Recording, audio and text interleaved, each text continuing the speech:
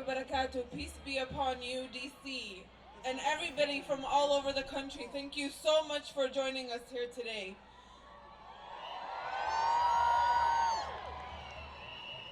I want to give a big thank you to the American Muslim Task Force for Palestine for organizing this, consisting of American Muslims for Palestine, CARE, ICNA, MAS, MSA, Muslim Legal Fund, Young Muslims, Muslim Ummah of North America, and our national partner, Ansar Coalition.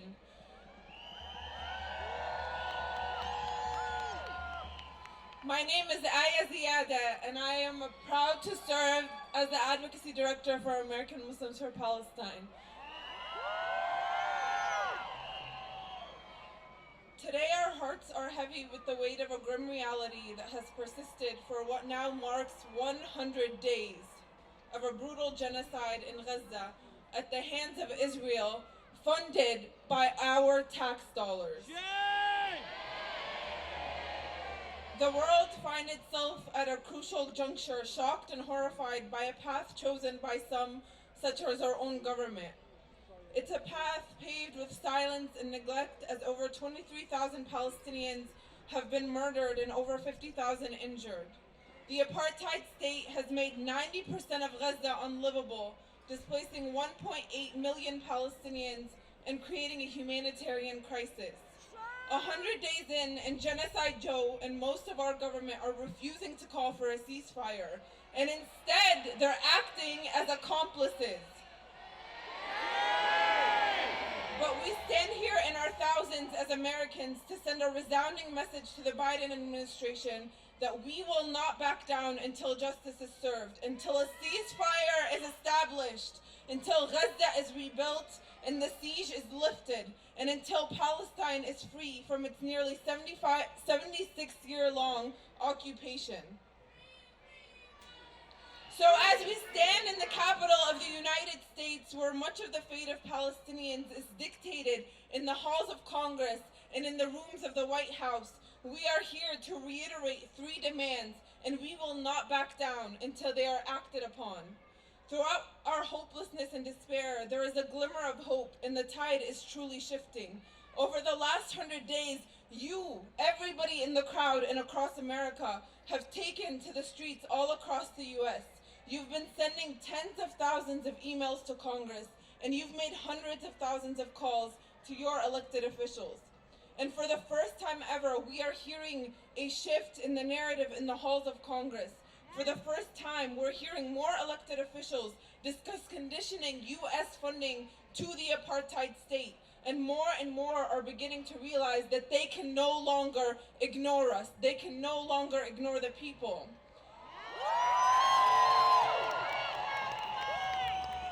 With that, we call on President Biden, his administration, and Congress to number 1, demand an immediate and permanent ceasefire.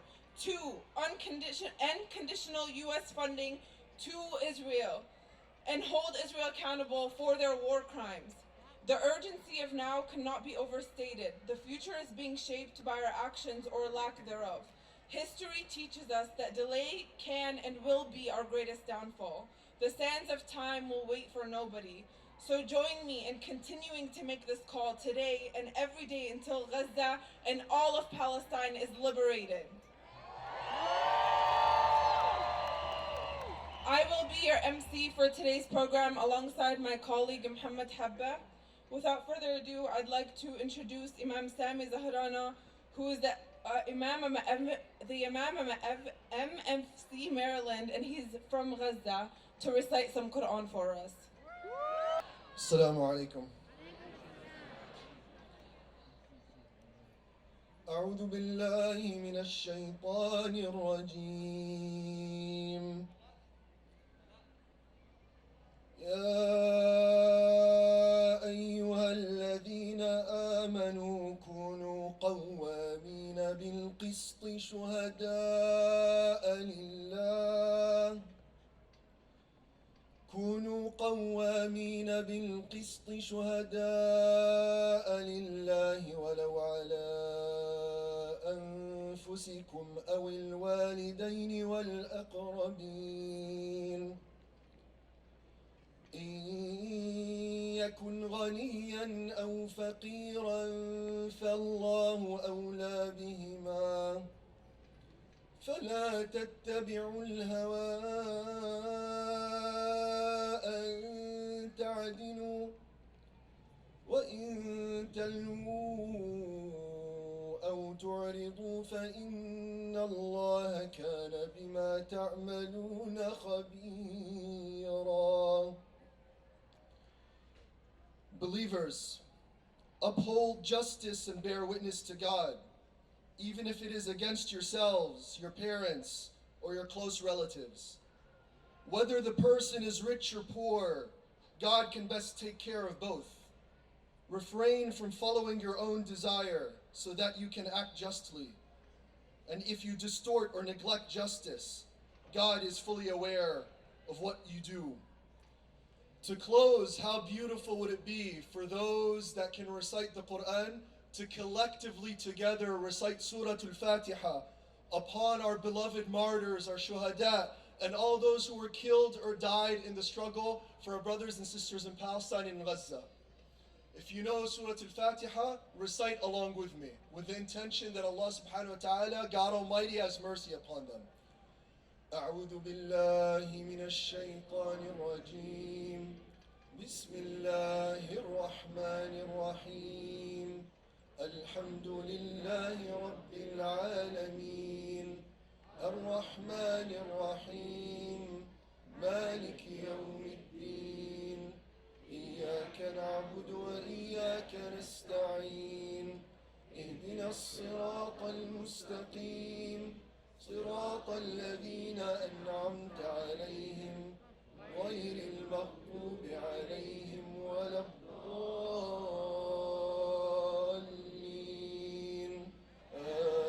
آمين. السلام عليكم ورحمة الله وبركاته. We stand here in Freedom Plaza that was named after the great Dr. King, after he wrote his I Have a Dream speech here in this plaza.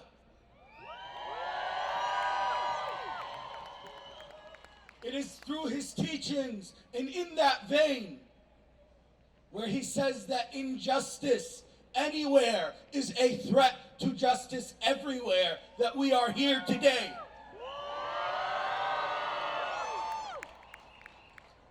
When we as Americans stand against the crimes of our government, these are the streets we protest on.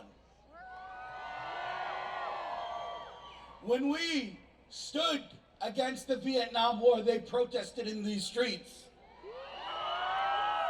When Americans stood against the Iraq War, they protested in these streets. And when we as Americans stand against this American-funded, Biden-funded genocide, we are going to protest in these streets. In October, they said that we would forget. In November, they said that we would forget. In December, they said that we would forget. Now it's January, but did we forget? After 100 days, we are still in these streets, and we will not stop. We will not stop until we achieve justice for all those in Gaza, until we end all U.S. funding for this genocide. Free, free Palestine! Free, free Palestine! Our first speaker is Laila al-Haddad, a Palestinian journalist and someone who is famously known for showing Anthony Bourdain around the beautiful streets of Gaza. Without further ado, Laila. Assalamu alaikum wa rahmatullah again. As a writer and speaker, words are my currency. And yet lately I've been finding myself struggling to find those words to meaningfully encompass the depth of my sorrow and my horror and my disbelief in witnessing my homeland's destruction and the murder of over 100 of my family members. I struggle to find the words to convey the everyday realities my family and my people are enduring. Recently, I came across a post by a friend of mine and a fellow writer in Gaza called Iman who said, "I was deceived by how powerful words can be. But what I know for sure is that I stopped saying good night to my children, and instead I say to them, stay alive." Iman is a Gazan mother just like I am, and her words capture the crushing, intimate, daily conversation going through the minds of our families right now. Her words pose a challenge to us all. Will we sit idly by as this mother bids farewell to her children every night as though it was their last? We must continue to demonstrate to all the people of Gaza that as we mourn the horrific, intimate details and decisions that they are forced to grapple with every day, we refuse to accept the premise and the normalization of that reality. And we are forcing a change. We must keep fighting until we see a ceasefire. We must keep fighting until we see a free Palestine. And we must keep fighting until Iman's stay alives turn back into good nights once again. We must pray for the dead and fight like hell for the living. I want to hand it over now to a young person. As you know, young people have been disproportionately affected in this genocide on Gaza. She happens to be my daughter, and she is going to read a piece of spoken word that she wrote called Breaking News. Thank you very much. Free, free Palestine! Free, free Palestine! Breaking news. 5 Israelis killed. But of course it's us they accuse. Like over the years we haven't been abused and our land used. You announce Gaza terrorist attack. But when it comes to the murder of Palestinians, your facts are all whack. And excuse me, Sir Biden, may I just say, Palestinians are owed their land and are there to stay, unlike you, who the Israeli army finds easy to persuade. So don't go sending aid to an army that loves to invade, blockade, and then persuade the media that they are right. And dear America, how can you just sit and watch this terrible sight that has families staying up the night? Or is it because these pharaohs of today have you full of fright, even though inside you, you know what's right?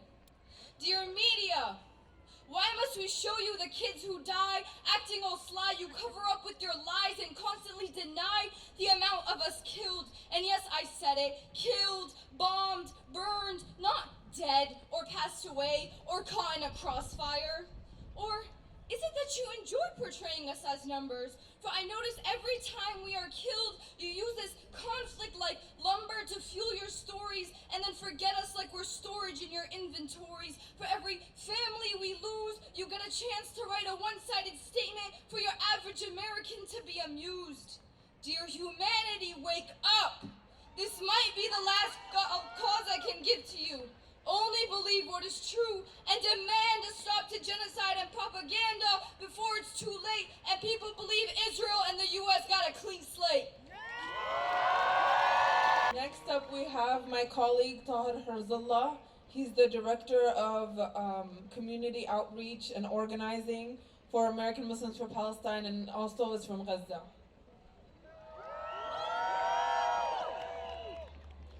Gaza, Gaza, Gaza, Gaza, Gaza, Gaza, Gaza, Gaza.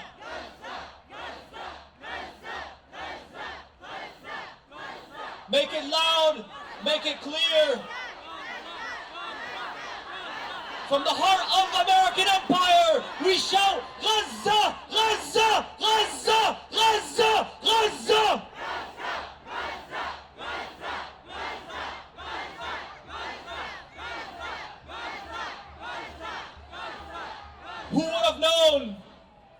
Who would have known that the people of this small strip of land we call Gaza would break the shackles of occupation? Who would have known that Beit Lahia, Beit Hanun, Sheikh Ridwan, Jabalia and Shatit, دار البلح and الشجاعية Khan Yunis and Rafah would become known to the world as the places where the Zionist settler colonial project would unravel. Who would have known?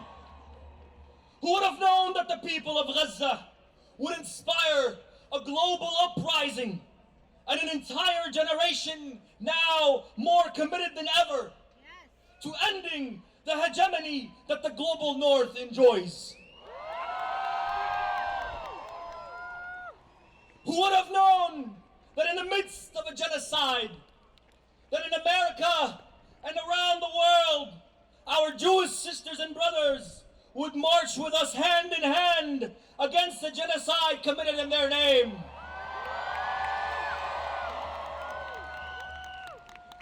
Who would have known that Gaza gives us clarity unlike any we've ever felt before? A clarity of vision that we no longer feel the reflexive need to appeal to the West and its racist institutions to provide us justice and restitution. Gaza has given us the clarity that allows us to finally see that only and only when the people of the global South rise together in unison with strength and resilience, that not a single force in the world can do anything to stop us. Who would have known that the mighty people of Yemen would challenge the empires of the world?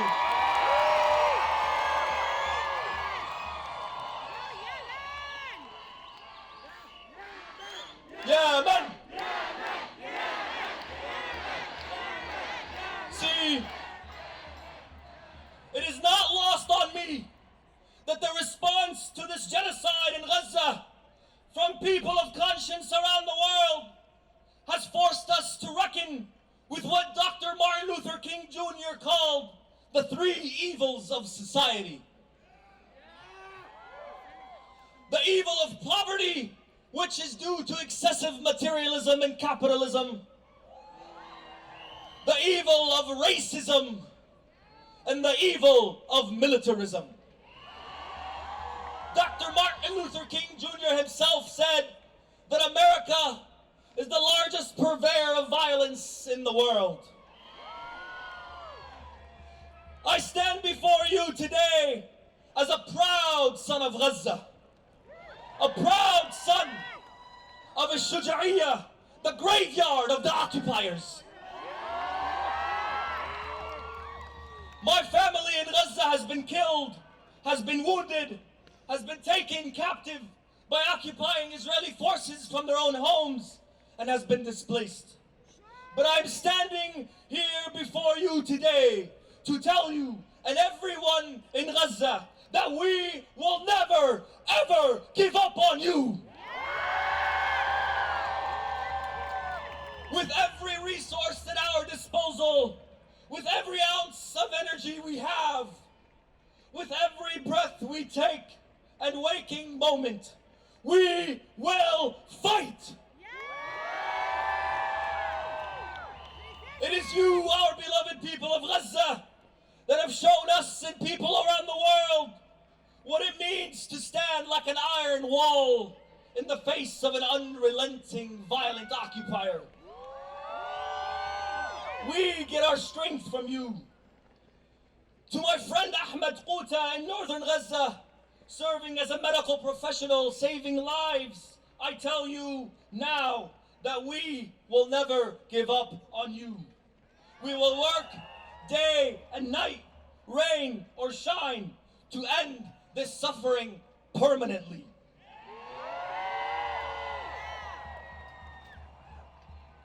To the Biden administration,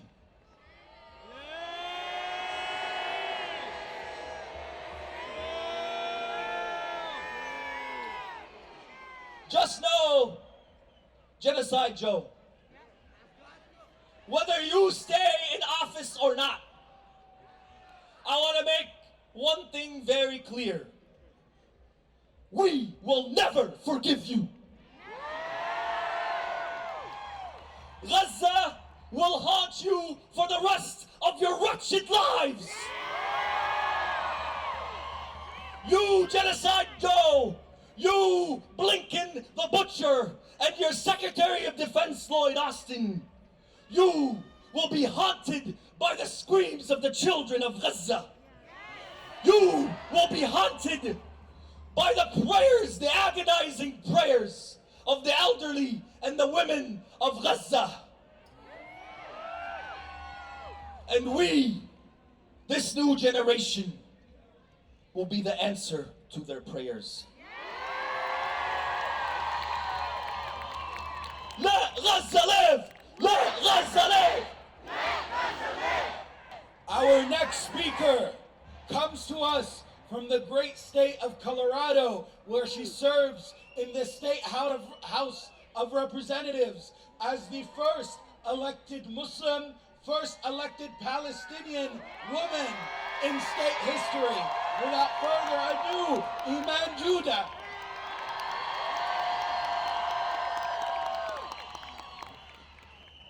Friends, I want you to look out, because I can't see the end. We are just a drop in the bucket. Billions around the world are standing with us, and that is the message we need to take to the halls of power.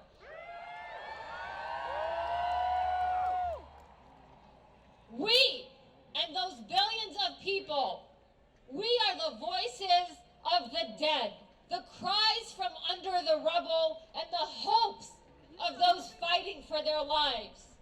Ironically and perhaps serendipitously, we are steps from where MLK proclaimed that he had a dream, that he had seen the mountaintops.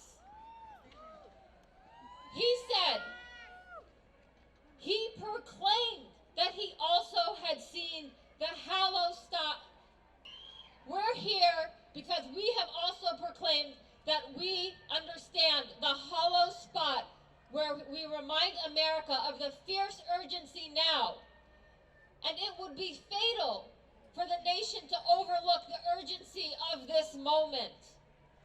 While we must keep talking about Gaza, let's not forget about the rest of Palestine. 2,000 years ago, born in Palestine, in our backyard, Jesus was sent to reconfirm the message of love and peace. But down the road from his birthplace stands an actual barrier to that peace, an apartheid wall. An apartheid felt from our brothers and sisters in South Africa who have come to our defense.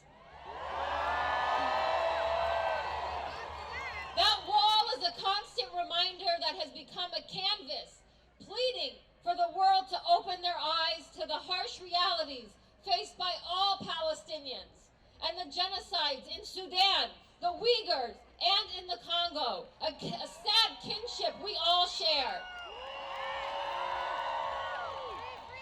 Malcolm X reminded us that just as the civil rights movement in the United States fought against the chains of radical discrimination, so too did the Palestinian people.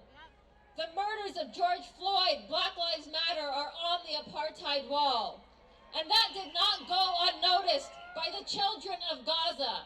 They wore shirts bearing the cries from Gaza to Ferguson, telling our black brothers and sisters how to survive boots on necks and tear gas.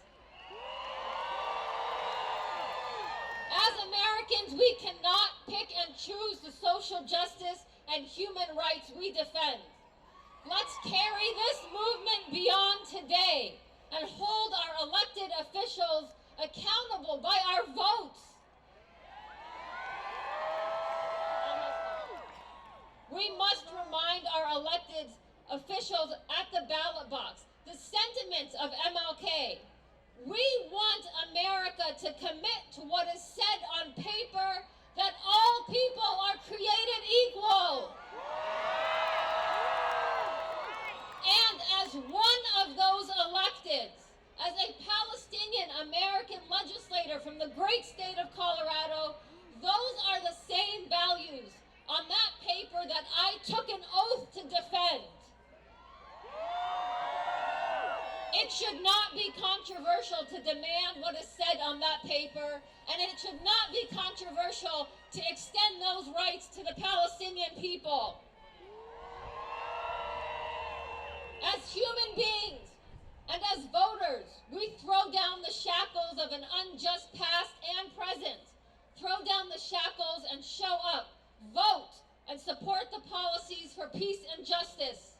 Let us march today with purpose and passion for Gaza, for Palestine, and for the world to see that this is what the globe wants. Free Palestine! Next up, we have Brother Harun Rashid, who's the president of the Muslim Ummah of North America. Bismillahir Rahmanir Rahim. In the name of God, most merciful, most beneficent.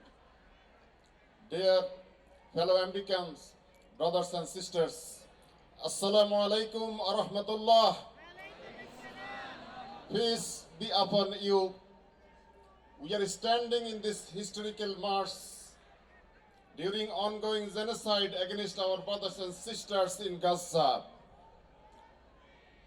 Israel government has been and is bombing hospitals, schools, shelters, churches, mosques, residential buildings, all forms of infrastructure, including UN facilities.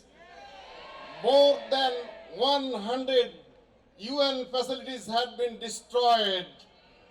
137 UN aid worker has been killed by Israeli army. They are killing doctors, nurses, journalists, everyone, anyone, including UN officials. This indiscriminate bombardment, killing innocent civilians, children and women, it is collective punishment, hence it is war crime. Brothers and sisters, as we standing here today, 23,703 people has been killed. Some 7,000 human beings missing, probably they are under the rubble. Israeli government is using the massive explosive ordnance, unguided bomb, the most sophisticated nuclear weapon such as white phosphorus. Gaza is occupied territory by Israel since 1967. Israel blocked food, water, electricity, fuel, medical supplies, and communications. There are animals that are treated better than Palestinians. Nearly 2 million people, 85% population displaced from their home. Situation is horrific. There are humanitarian disaster in the Gaza. At this destruction, human catastrophe and genocide done by US supplied bombs and weapons. In this campaign, violate international laws, UN conventions. It is violation US laws and US policies as well, brothers and sisters. Helping Israel in this war destroyed US image over the world. In this horrific situation, in this catastrophe, I called upon US government today. You must address the atrocities of the Israeli government. You must address the humanitarian crisis of the Palestinians. You must address the violation of international laws and war crimes by Israel. I call upon US government today. You must stop funding this campaign of the genocide. You must put an end to the genocide. I call upon US government today. It is time that you influence the ceasefire. Ceasefire right now. Stop the killing of civilians. You must restore basic human dignity of the lives of the Palestinians. I call upon the United States government today.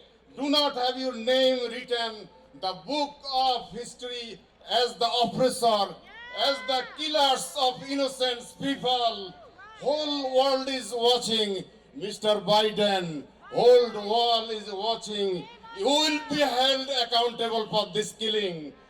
We ask Almighty Allah to save oppressed human beings, save mankind, held accountable the oppressors. Thank you for listening. God bless you. Wassalamu alaikum wa rahmatullah. Our next speaker is fiery enough that she's gonna warm you all up. Our next speaker, an activist, a physician, and a long-time ally of the Palestinian movement, Dr. Jill Stein. Thank you, Mohammed.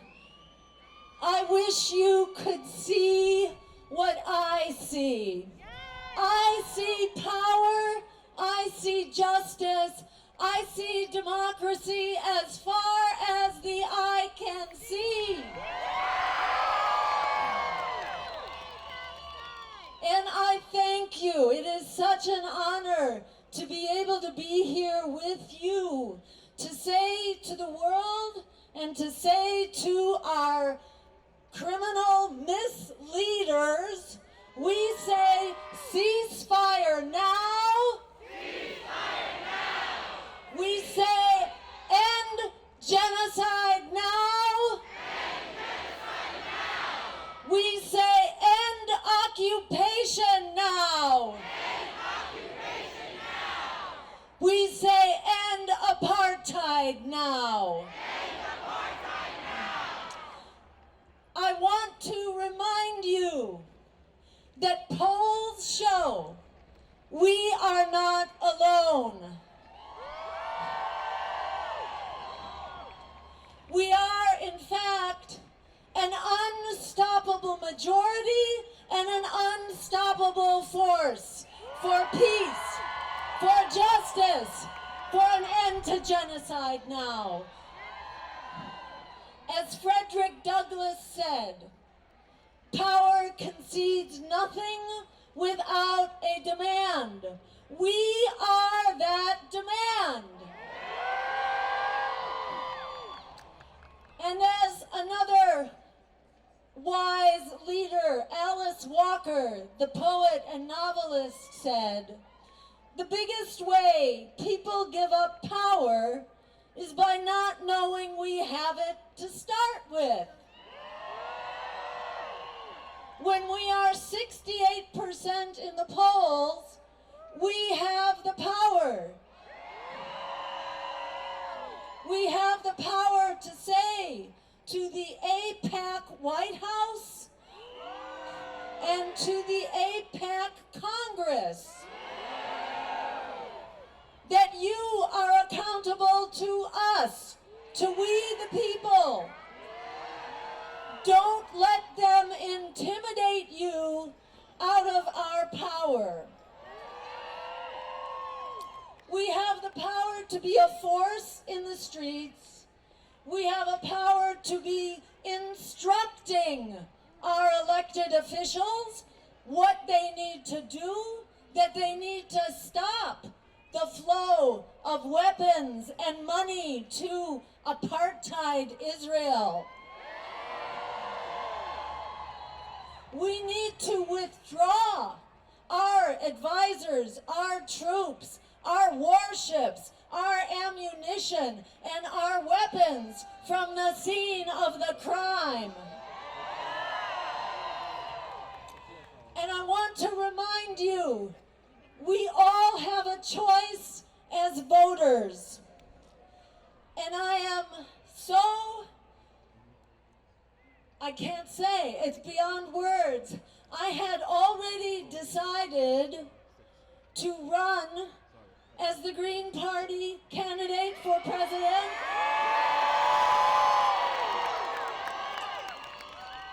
Before this genocide began. But once it began, I was so thankful that I could use this megaphone that we call elections to actually move forward, to challenge power, to say to empire, you cannot do this. And we, the people, are changing course here and now.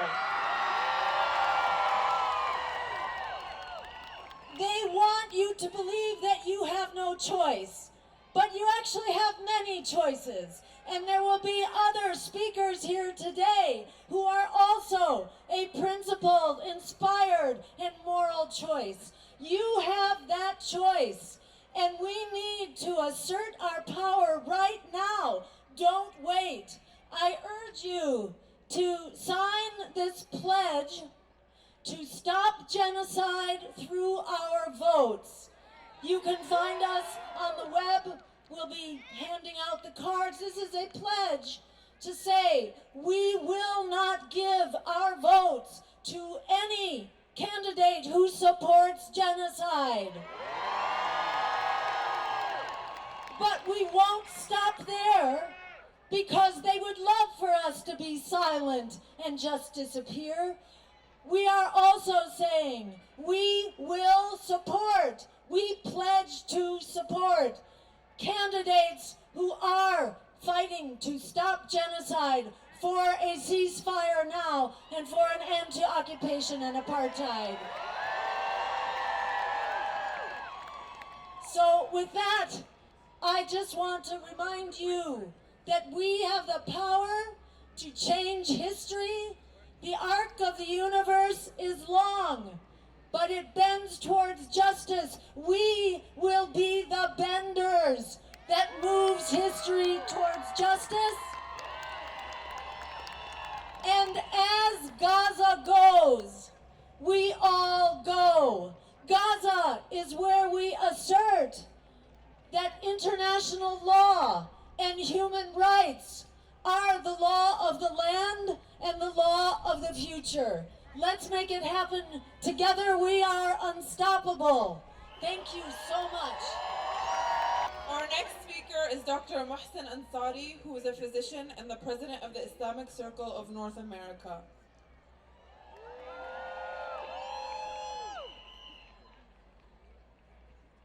A'udhu billahi minash shaitanir rajeem. My fellow American citizens,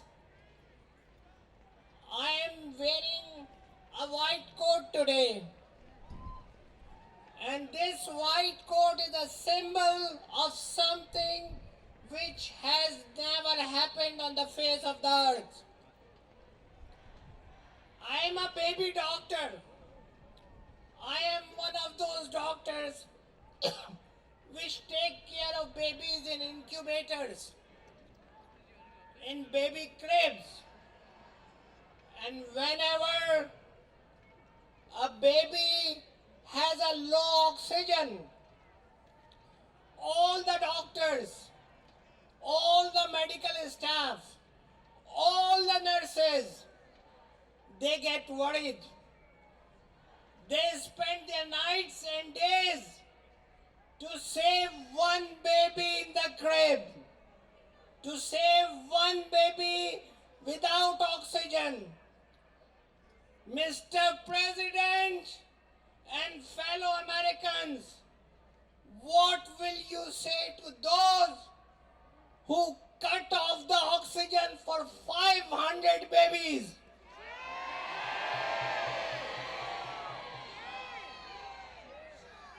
What will you say to those who killed 437 doctors?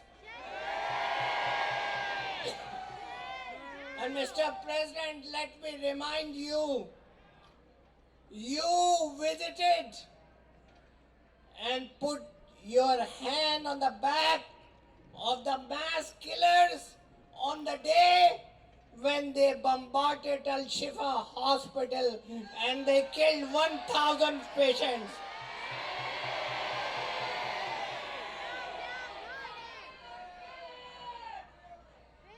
My dear fellow Americans, we stand here to tell Mr. Blinken, listen. We salute to South Africa. You said they are saying things which are meritless. No, they are on the side of justice. They are on the side of American people. They are on the side of 65% of Americans. You are the loser. You are the one who was alone and 150 nations were against you in UNO. You are making us unpopular in the world.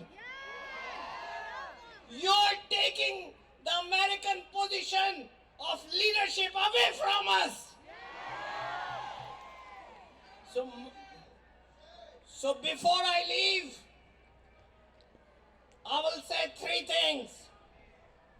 First, what 65% of Americans and all of us think here: immediate ceasefire! Ceasefire! Ceasefire! Ceasefire! Second, stop giving us the lecture of morality. You like to have selective morality. Your morality and justice is different for Ukraine and different for Gaza. Stop this hypocrisy. And the last thing is stop funding apartheid killers. Stop funding them. Stop arming them. Stop the genocide.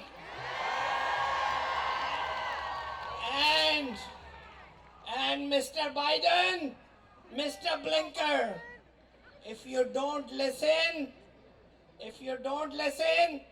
get ready to pack your bag and leave the White House. At a time where the political establishment has shown no morality, their staff has.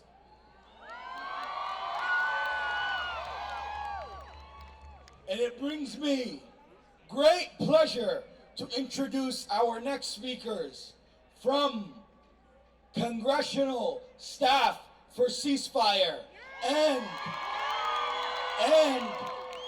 Biden administration staff,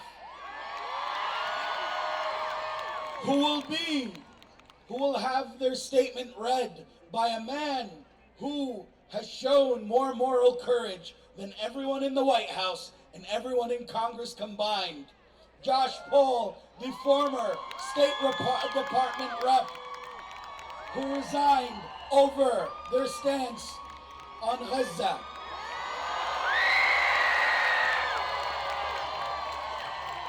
Without further ado, I'll invite the congressional staff up first.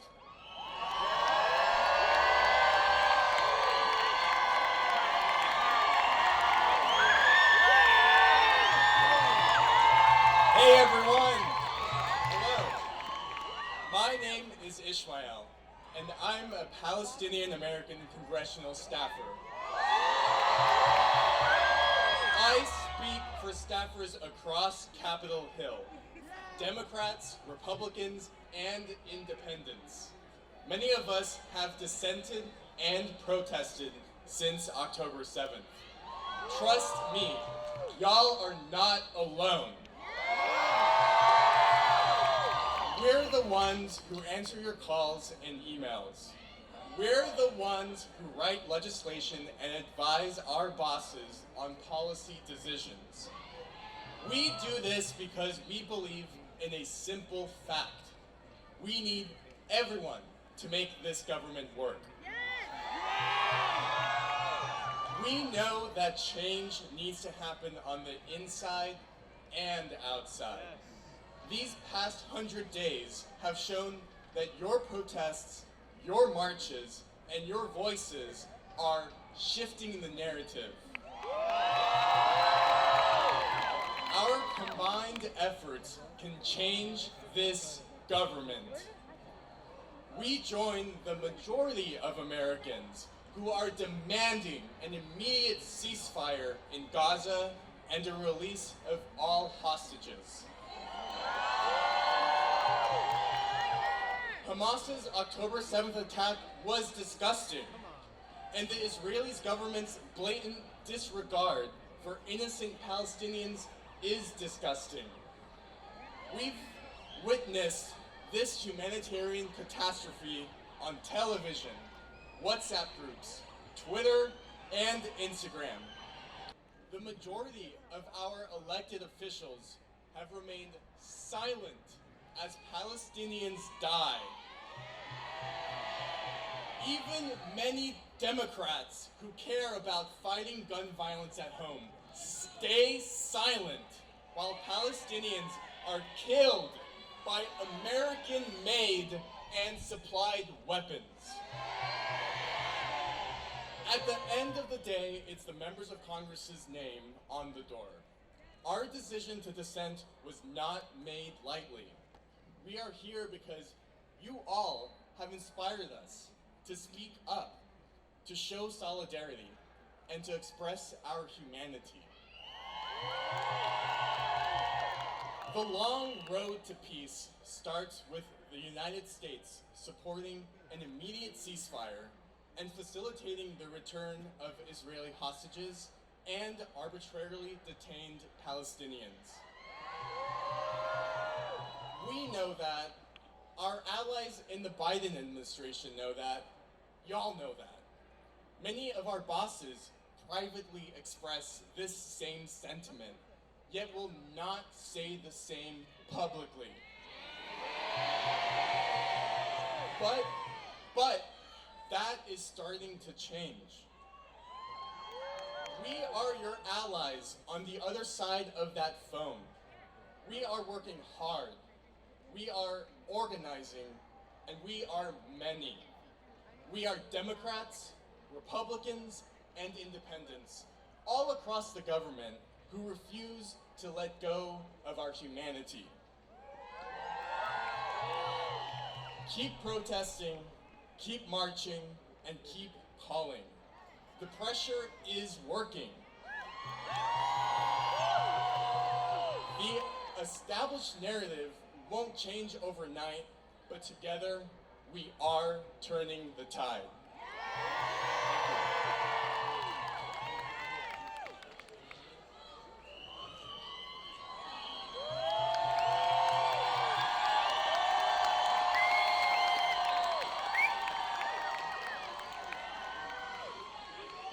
Thank you. Thank you. No, the real heroes are in Gaza and in the West Bank. I've been asked to read a statement from US government employees, but before I do so, I just wanted to speak specifically to the Arab Americans, to the Muslim Americans, and to the Palestinian Americans among you today, to tell you from the bottom of my heart how important your voices are. You are gathered here today to demand a ceasefire, an end to war and an end to occupation. But more than demanding a change in policy, your presence here today and every day across America is a reminder of the values this country seems to have forgotten. A belief written into our founding documents that every human being on this earth is endowed with certain unalienable rights, including life, liberty, and the pursuit of happiness. For over 20 years, Many in your community have been vilified, threatened, and silenced. You have been told that you do not belong here, that you are not welcome here, that you do not fit in here. Today, as we see, that could not be further from the truth. In an era of social atomization, you demonstrate the strength of community. In an era of politics divorced from accountability, you demonstrate the power of advocacy. In an era of censorship, you demonstrate courage. In an era of political enmity, you model human empathy. In an era of unfairness, you demand justice. And in an era where the world believes America has lost its credibility and its integrity, you embody our greatest values. You are the best of America, and I am humbled to be standing with you today as you raise your voices for the lives of Palestinians and for the soul of America. Our nation owes you far more than you will ever understand. On behalf of my former colleagues in government who share my concerns about the administration's approach to this conflict and the broader regional policy, I will now read the following statement on their behalf. We are the staffers of the Biden-Harris administration. We come from all walks of life, serving in the most diverse administration in US history. An administration that, in President Biden's own words, looks like America. As public servants, we believe we have a responsibility to serve the American people and challenge our nation to live up to our highest ideals. That is why we march today, to make clear that we will not stay silent about the atrocities that are continuing in Gaza. Over 800 of us have signed a letter to the President, Vice President, and Cabinet members demanding an immediate and permanent ceasefire and de-escalation. We were horrified by the brutal October 7th attacks on Israeli civilians and have been horrified by the disproportionate response by the Israeli government, which has indiscriminately killed thousands of innocent Palestinian civilians in Gaza and displaced over 1 million more. We have also seen an escalation of violence in the West Bank.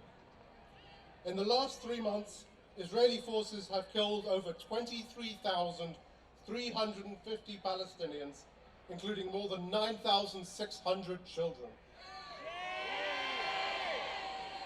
They have injured more than 59,400 Palestinians.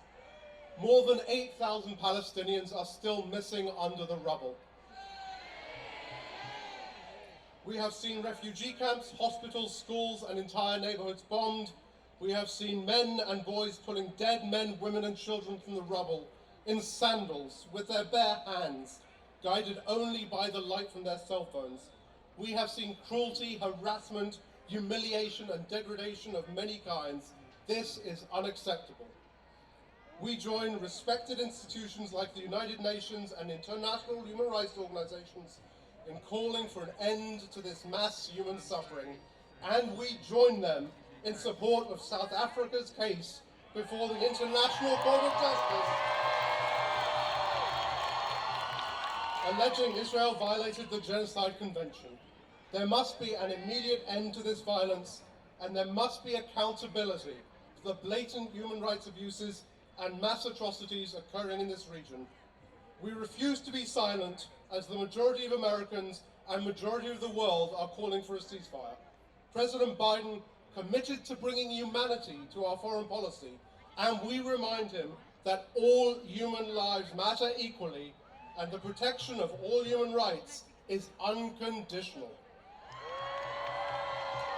Our voices and the voices of the American public that we serve demand that this violence must stop, and for this reason, we demand President Biden and members of the cabinet to speak up, call for a permanent ceasefire, a release of all hostages, including the thousands of Palestinians, arbitrarily detained by Israel, and an immediate de-escalation now. Both Israelis and Palestinians have the right to live with equal rights, safety, peace, and human dignity. The peace and safety for all across the Middle East is essential. The lives of millions of people hang in the balance, in Gaza, in Israel, in the West Bank, and across the region. Thank you. Ceasefire now! Ceasefire now! Ceasefire now!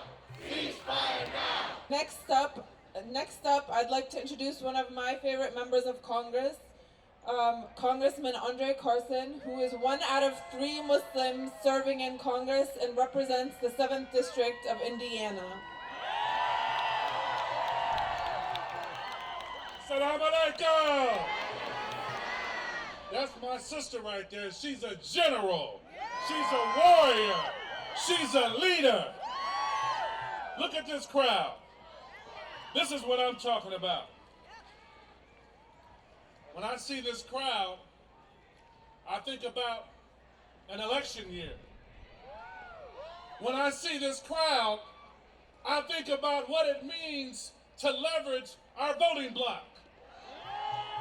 When I see this crowd, I see a movement that says we will no longer allow you to come to our masjids, to come to our iftars, to make empty promises. And when we vote you in office, you vote against our interests. Enough is enough. What's happening in Gaza is wrong. It can be frustrating when some of our friends seem to be going on with life as usual. And as though the atrocities in Gaza aren't even happening, they're going on with their lives. But for those of us who love Palestine, we see the faces of distraught mothers in our dreams. We see the ashes of Palestinian children on social media and on TV. We see the carnage and death in a place that was once where family built their lives. 23,000 souls have lost their lives so far, and I'm afraid that that number will only grow. Now, it's human to feel anger and grief and even hopelessness. But today, we should be hopeful because I see power. For you are the movement that helped to achieve a temporary ceasefire. It was you.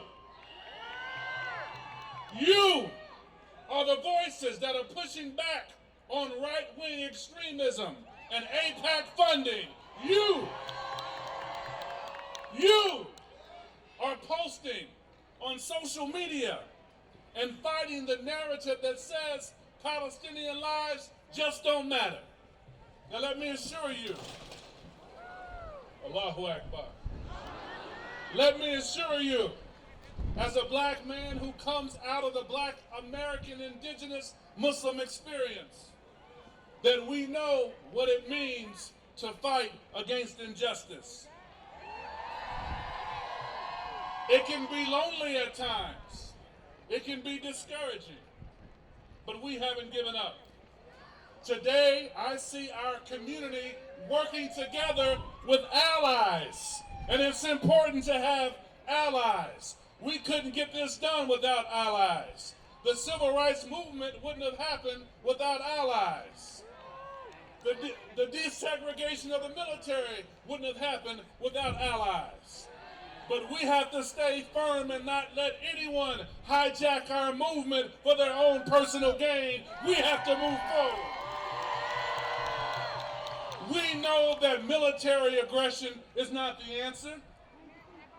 We know that we'll stay strong, but the world is eating out of the palm of our hands.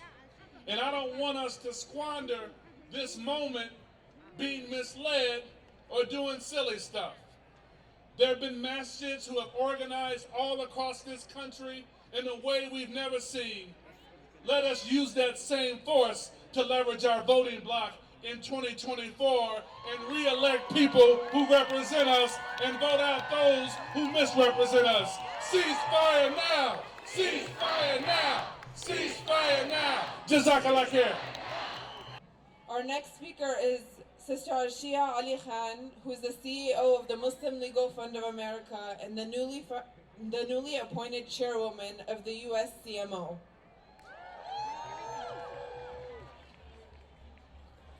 Assalamu alaikum.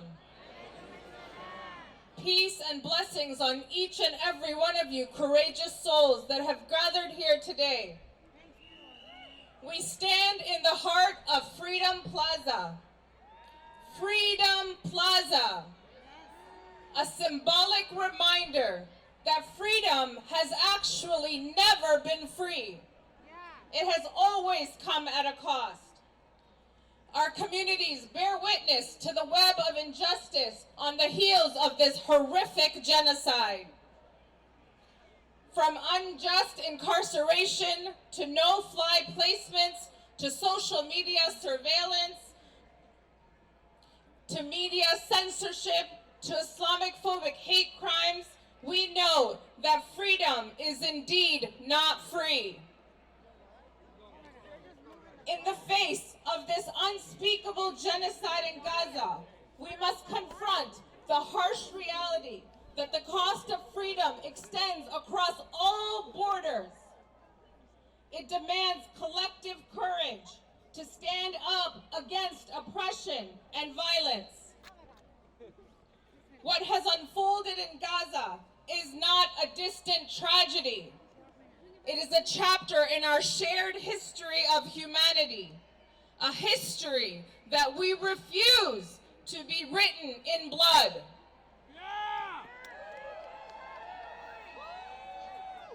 Let me be crystal clear. This genocide does not make us safer. It does not protect us from hate crimes or from terrorist organizations. Instead, it perpetuates pain and vengeance. It is a stark reminder that the quest for true security cannot be built on the ruins of innocent lives, on the tears of grieving mothers and fathers, on the shattered dreams of our children. Freedom Plaza, ignorance is not an option. And today we are here to say that silence is not an option either. We cannot ignore the role of the U.S. sending munitions, particularly the 2,000-pound MK-84 bombs in indiscriminate bombing of Gaza, manufactured in the USA. President Biden, can you hear us? You cannot tell us to end indiscriminate bombing while simultaneously supplying weapons used in these attacks. We will not accept selective morality. We refuse to live like citizens on probation. The hypocrisy of standing with Ukraine and stomping on Palestinian lives is unacceptable. The echoes of suffering in Gaza resonate with the struggle faced in Muslims globally, including the rights of Americans right here.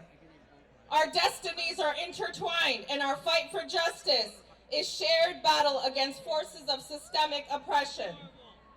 One second. Let it be known, we stand united with Gaza for the very essence of freedom. Freedom that is compromised when governments allow genocide to continue funded with our tax dollars.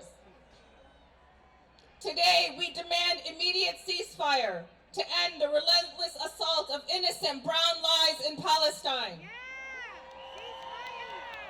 I will shout from the rooftops until my voice reverberates through the halls of power, reaching decision makers and influencers Let Gaza live! Let Gaza live! Our next speaker is Brian Becker from the Answer Coalition.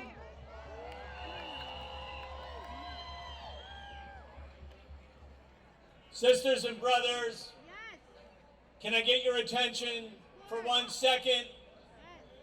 As we're here in Washington, D.C., between the White House and the Capitol, a ship destined to go to Israel came to the port in Oakland, California, and today the port in Oakland, California has been shut down.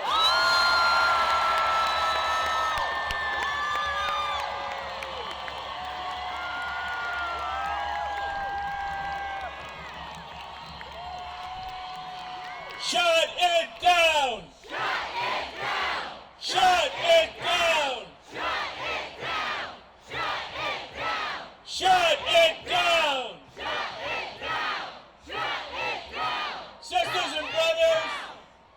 and brothers, Joe Biden has decided not only to fund and finance Israel's genocide in Gaza, but now to carry out a wider war by dropping bombs on the people in Yemen.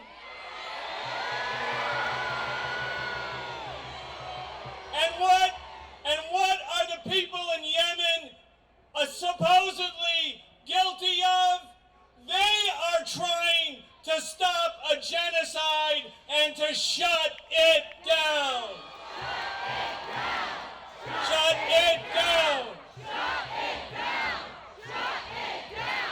Shut it down. What's our message? What's our message?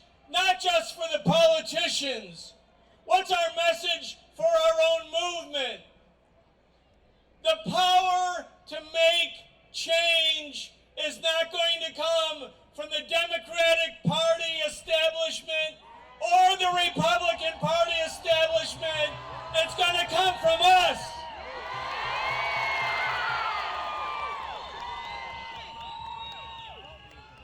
Just think of the last week. The people in South Africa, they rose up. The people in South Africa 40 years ago were defined as terrorists and they were in jail, but today they accuse the genocidal maniacs in Tel Aviv before the world.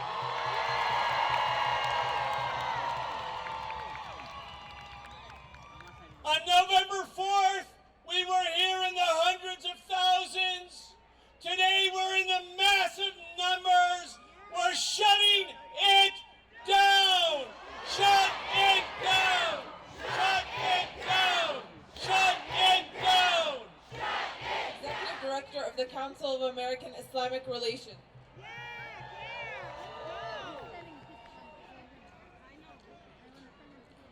Assalamu alaikum wa rahmatullah. Peace be to you. I stand before you today as a proud Palestinian refugee. Like the millions of Palestinians who dream to go back to their homeland one day, I salute our people in Gaza and in all Palestine for their deep faith and courage and steadfastness in the face of the most brutal and immoral army on the face of the earth. I salute the people who stand up for truth and justice from South Africa to every city in the United States.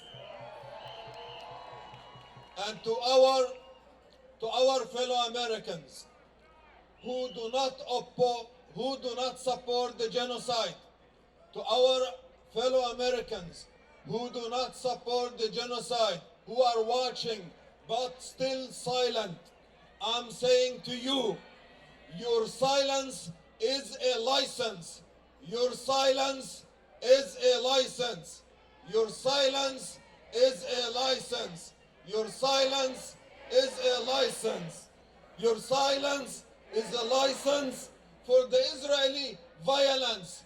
Your silence is a license for the Israeli violence. We need your voice to be spoken out loud and immediately.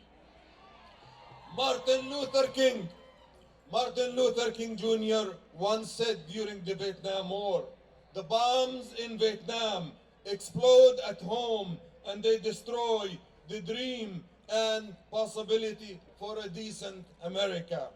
And today, we say to President Biden, or more accurately, Genocide Joe, we say to him, the 2,000-pound bombs that you have been sending to the state of Israel explode everywhere in the world. They destroy your promise to restore the United States' reputation abroad and to repair broken alliances. We have to keep reminding this president that Benjamin Netanyahu did not put you in office, the American people did. You serve the American people, not the state of Israel.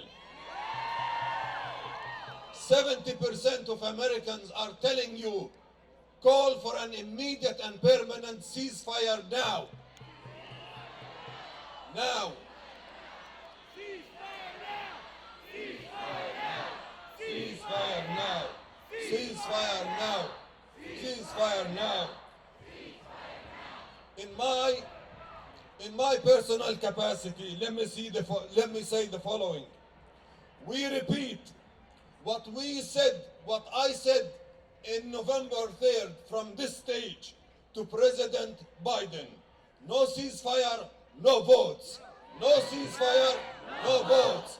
No ceasefire, no votes. No ceasefire, no votes. No ceasefire, no votes. And to our fellow Americans who oppose the genocide and who are active like you, I tell you, support our members of Congress who oppose genocide. Support Representative Rashid, Ilhan Omar, Andre Carson, and the squad, and every elected member of Congress and the House and any office in the land who spoke in support of the Palestinian people. Support them. Don't let AIPAC money to defeat them because of their courage. They should not win. It is up to us. So put your votes and your money where your interest is. Support these people and defeat AIPAC and its money.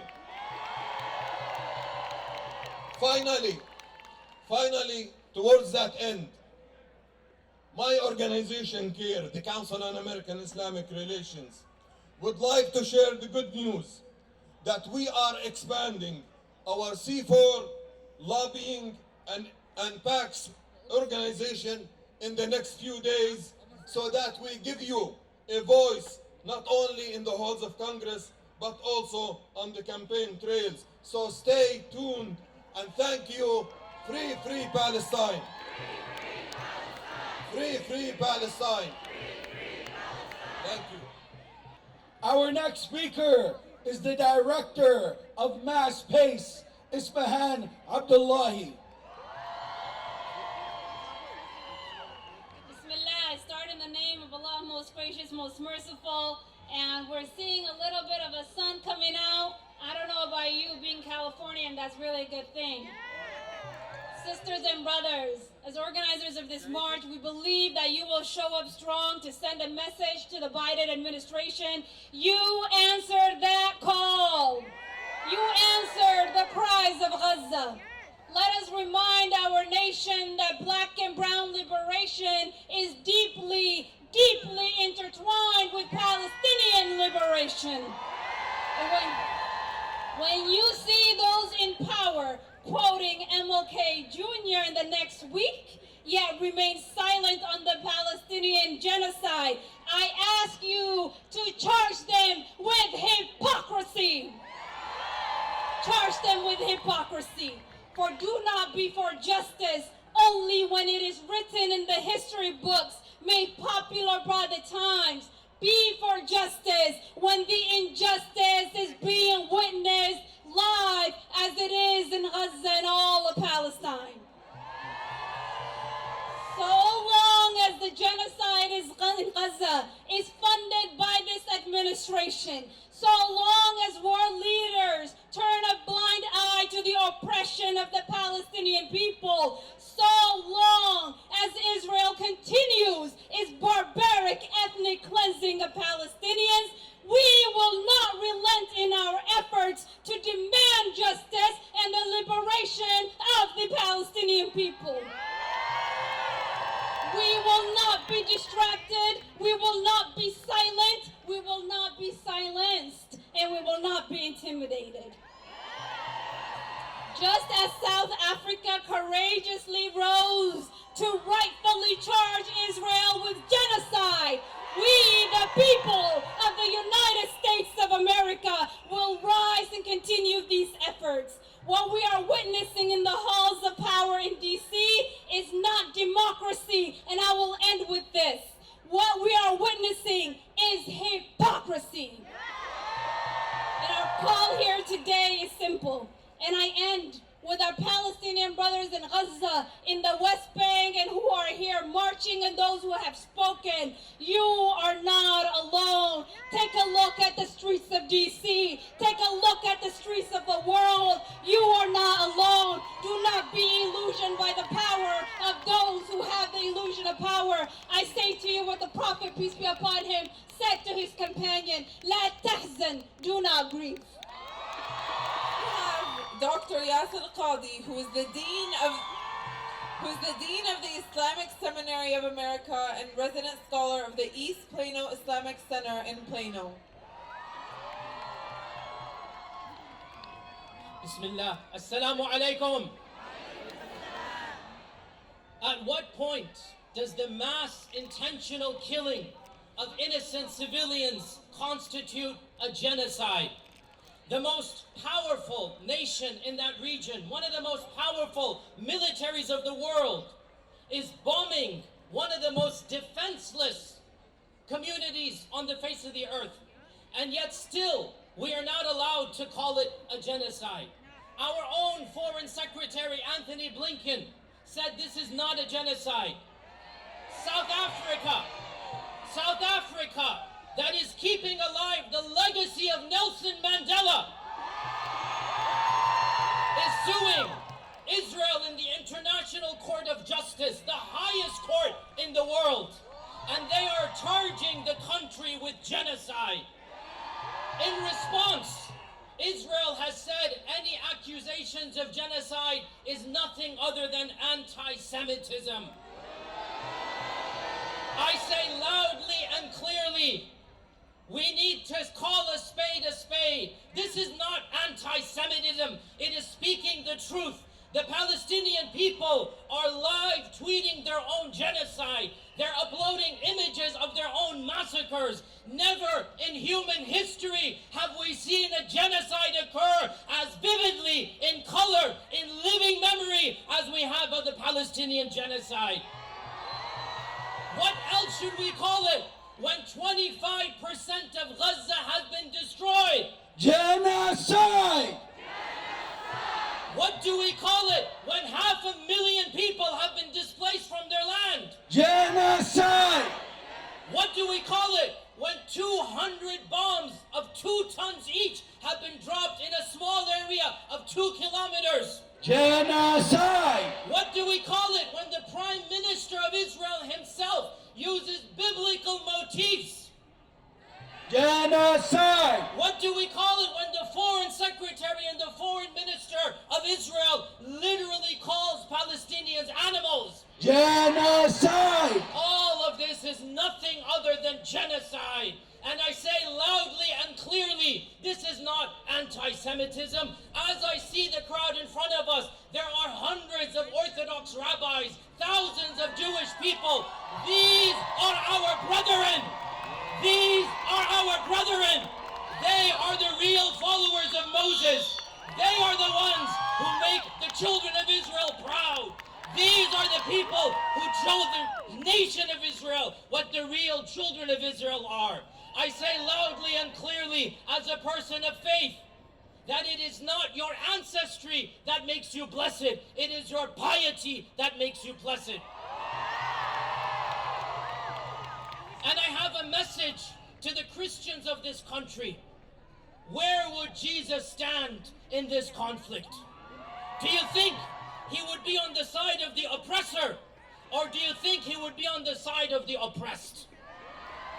I urge every Christian of this country to listen to the beautiful sermon given in Bethlehem 2 weeks ago on Christmas by the pastor of Bethlehem called Christ Under the Rubble. Listen to that sermon from one Christian to the others of this country and see for yourselves where Jesus would have stood. And I have a message to my fellow Americans. I am an American, born and raised in this country. There is much in this country that I'm proud of, but there are aspects that are very, very depressing, very sinister. And what comes to mind is one of the words of the founding fathers, Thomas Jefferson. Thomas Jefferson, in looking at slavery, he writes in his diaries, I tremble at the injustice that I see, because the God of justice does not sleep. And it's only a matter of time before the justice of God will be manifest, end quote. I too look at our country, and while I love it from the bottom of my heart, and I want the best for this country, I also say that no country that supports tyranny will ever flourish. No country that supports genocide will ever flourish. No country that kills innocent people will ever flourish. Oh, people of America, if you want your country to flourish, and I want it to flourish, if you want it to be blessed, I urge you to take a long and hard look at our irrational relationship with Israel. We have given Israel more money than any other country on the planet. In the last 75 years, we have given Israel more than $250 billion. Since World War II, America has used its veto power in the UN around 90 times, more than half of them for the country of Israel. Who does America support? Us Americans or another country? Why are our tax dollars being spent in the Middle East? We need to take our tax dollars and spend them here. We do not need to get involved in another military conflict. And instead of helping the defenseless people of Palestine, instead of asking for a ceasefire, our president unilaterally bypassed Congress and bombed one of the most disenfranchised, disempowered countries, that is Yemen. What shame on this president! Are we not sick of going to war, one war after another? When are we going to learn? This is our tax dollars. This is our country. For how long are we going to bomb? For how long are we going to invade? Where is our country and our interest? So I say loudly and clearly, this is not about Palestine. This is not about Arabs. This is not about Muslims. This is about us as a human people. This is about us as Americans. Are we going to sit by idly as we watch another genocide? 75 years ago, we heard the slogan, never again. We now have the opportunity to stand up and say, yes indeed, never again. Not in my name, not in my name, not in my name. Shame to every single congressman or woman who supports this genocide. Shame to every single senator who supports this genocide. Shame to our Secretary of State. Shame to our president. And I say, we have judged you as losers and failures, and God will judge you in the hereafter. Wassalam and peace out. Next up, we have Medea Benjamin, who is the co-founder of the women-led peace group Code Pink.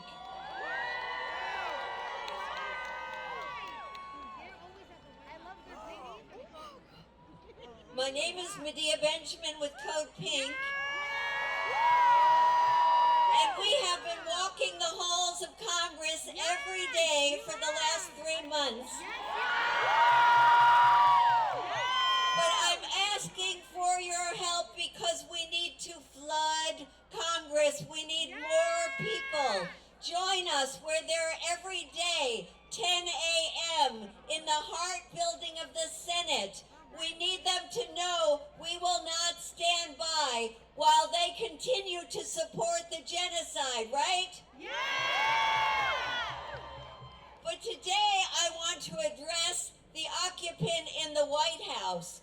You know that Joe Biden used to cultivate an image of himself as this nice, kind Uncle Joe. He knew the value. He knew the value of of human life because he had suffered such losses himself. Now he is no longer the comforter in chief. He is known as Genocide Joe.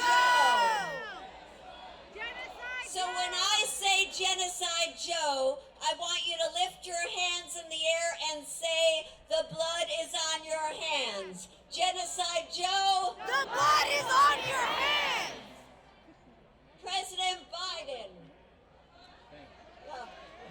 for decades now, every time the Palestinian people have risen up against the 75-year-old brutal Israeli occupation, instead of sympathizing with their plight and seeking a real solution, you have reiterated your rock-solid support for their oppressor. Genocide Joe, the blood is on your hands. President Biden, in these last terrifying 3 months, when we have witnessed the murder of over 10,000 precious Palestinian children, when we have heard their soul-wrenching cries trapped in the rubble, instead of demanding that Israel immediately stop this atrocity, you bypass Congress to send more weapons. Genocide Joe, the blood is on your hands. President Biden, the overwhelming majority of countries came together at the UN to put an end to the slaughter, and instead, you vetoed the UN resolution, Genocide Joe. And when your own campaign staff say that it is a moral and electoral imperative for you to publicly call for a ceasefire, please don't wonder why you've lost the support of the young people, the Muslim community, progressive Jews like myself. Time will not heal this wound. Come November, we will remember, because Genocide Joe. But to counter these policies and those of Congress people in the pocket of AIPAC, just look around. We are building a beautiful, enormous, multi-generational, multi-ethnic groundswell of support for the Palestinian people. One that will not be appeased or bought or contained or stopped, that will only keep growing and growing until Palestine is free. Free, free Palestine! Free, free Palestine! Free, free Palestine! Our next speaker comes from the Muslim Students Association, a Palestinian student, Watfae Zayed.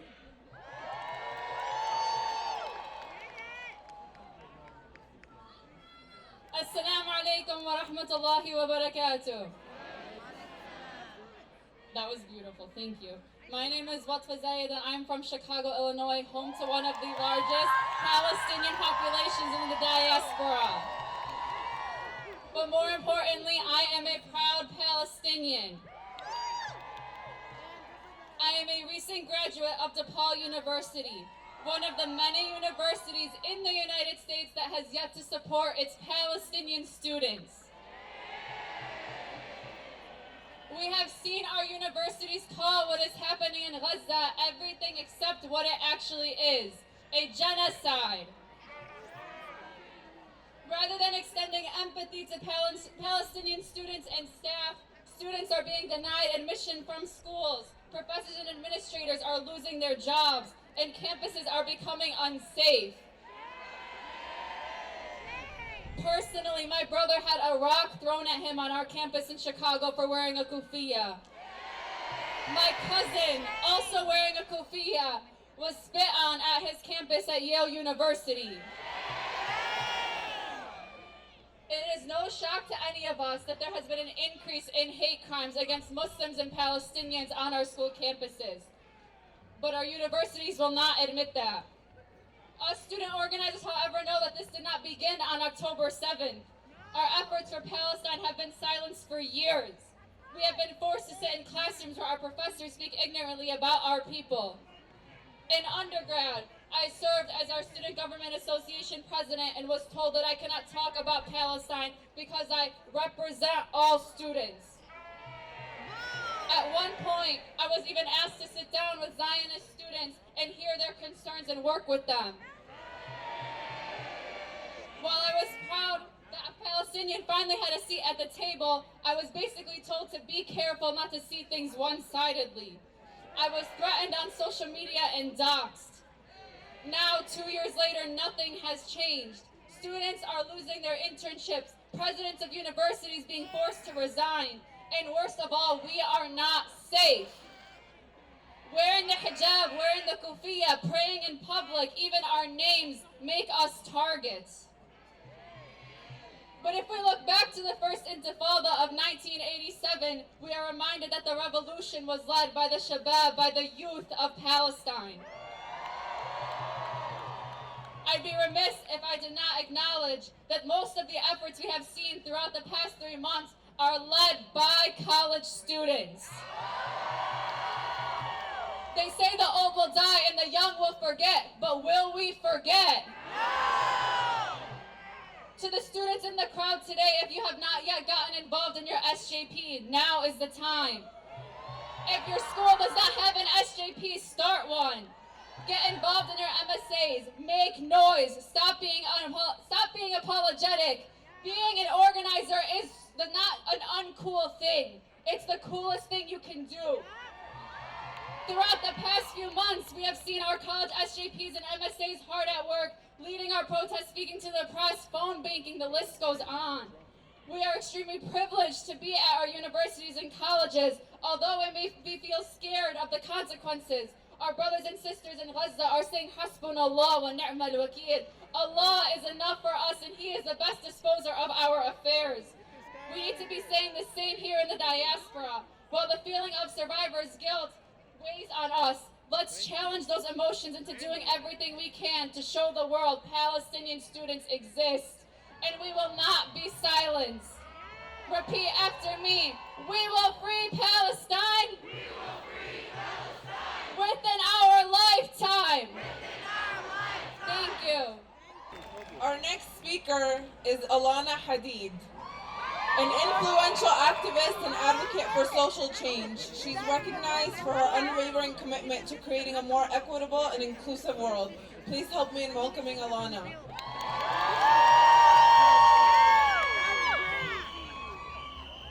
Thank you. I'd like to pause and recognize that in the next few minutes while I speak, more Palestinians will be murdered by the State of Israel. My name is Alana Hadid, and I am the child of a Nakba survivor. It has been said before, but it bears repeating. This did not start on October 7th. My father, Muhammad Hadid, was made a refugee by the creation of Israel in 1948 before he could walk. My grandparents were violently expelled from their homes and the towns their ancestors helped build at the hands of Zionists who planned for their expulsion decades in advance. The Nakba never ended.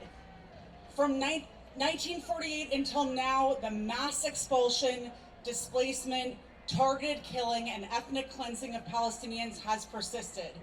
And I condemn Israel for all of it. I will say that again. I condemn Israel for every day of Palestinian suffering at their hands from 1948 until today. Today, we are watching a genocide on our screens. We are seeing an ongoing Nakba on social media. The horrors that are reality for Gaza and the West Bank for 100 days on our phones for the world to see. Babies are dying in Gaza before they are given birth certificates. Palestinians are carrying their family members in body bags. Each day, 247 Palestinians are killed, 1 every 6 minutes. 48 mothers every 2 hours. 30,000 children orphaned. More than 7,000 people missing or stuck under the rubble. Close to 30,000 killed by Israel's genocide. This is not a reality I can live with. I refuse to live in a world where my father cannot live and die where he was born. I refuse to live in a world where Nakba survivors are displaced again and again by the genocide and unjust war on Gaza. I refuse to live in a world where families are wiped from the earth by missiles signed and funded by American politicians and our hard-earned tax dollars. I refuse to live in a world where children's hands dig for their families or journalists are targeted for showing the world the truth. I refuse to live in a world where famine and thirst are imposed as a tactic of genocide. I refuse to live in a world where Palestinians are told our lives don't matter by a country we fund and politicians we voted into office. Palestine has been showing their devastation to the world every day for over 3 months. The brutality of this genocide, occupation, and the ongoing Nakba by the State of Israel have been laid in front of the world, and the people have spoken. We have flooded the streets, taken to social media, called our representatives, boycotted, shut down bridges, streets, and businesses, and still, our government and media are complicit. This is not democracy. President Biden, we the people demand to be heard. We the people demand justice. We the people demand liberation. We the people demand an end to a genocide and an end to a brutal occupation of Palestine. We the people vote in leaders we trust, and Biden and those loyal to AIPAC, we see you, and we do not trust you. We know you hear us. We will not be silenced. We know our votes matter to you. We will not tire. We will not stop. We will continue to fight for collective and universal freedom and equality for all. We will remember in November. And we demand a free Palestine. Palestine is freeing the world, and we will see a free Palestine, a free Congo, a free Sudan, Tigray, Armenia, Ethiopia, Haiti, Yemen. We will see land back and liberty for all indigenous communities. Collective freedom is what Palestinian has taught the world. Bravery and perseverance is what Palestinians have shown us day after day, not just for 100 days, but 75 years, and we must continue the struggle for them. We must keep speaking for those this world has set out to silence. We are the voice of Palestine, and we are saying no more. To everyone out there fighting for liberation, we see you, we hear you. Do not stop. This is our time, and our voices will be heard. We invite the world to join us. It's not too late to be an agent of change. We together can unite for collective liberation. Together we are more powerful to make change than anyone who seeks to oppress us. To Palestine, I love you. We love you. Your bravery and strength to those living and lost will serve in our heart to fuel our fire to freedom forever. It's ceasefire now, end the occupation, end the blockade, liberation and freedom for all. Free, free Palestine from the river to the sea. We have 3 more speakers that we know you guys want to hear from. The first is our Imam, Omar Suleiman.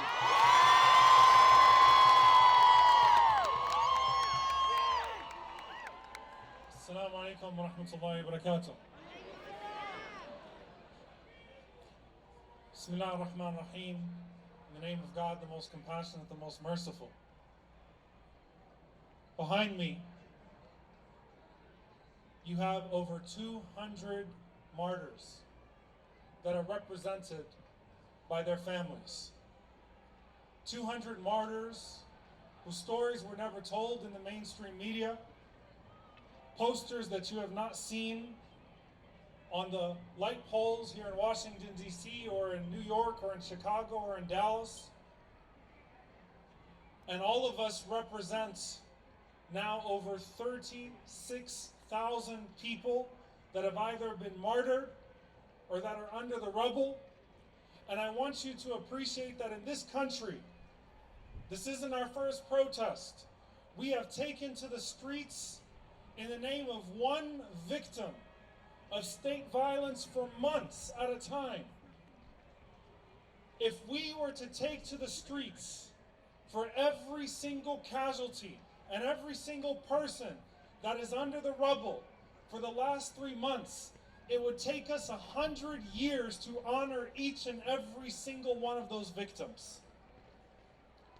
And if we were to collectively take to the streets for the rest of our lives, for just one of the people on these posters, for just one Wa'al al-Dahduh, it would be worth it.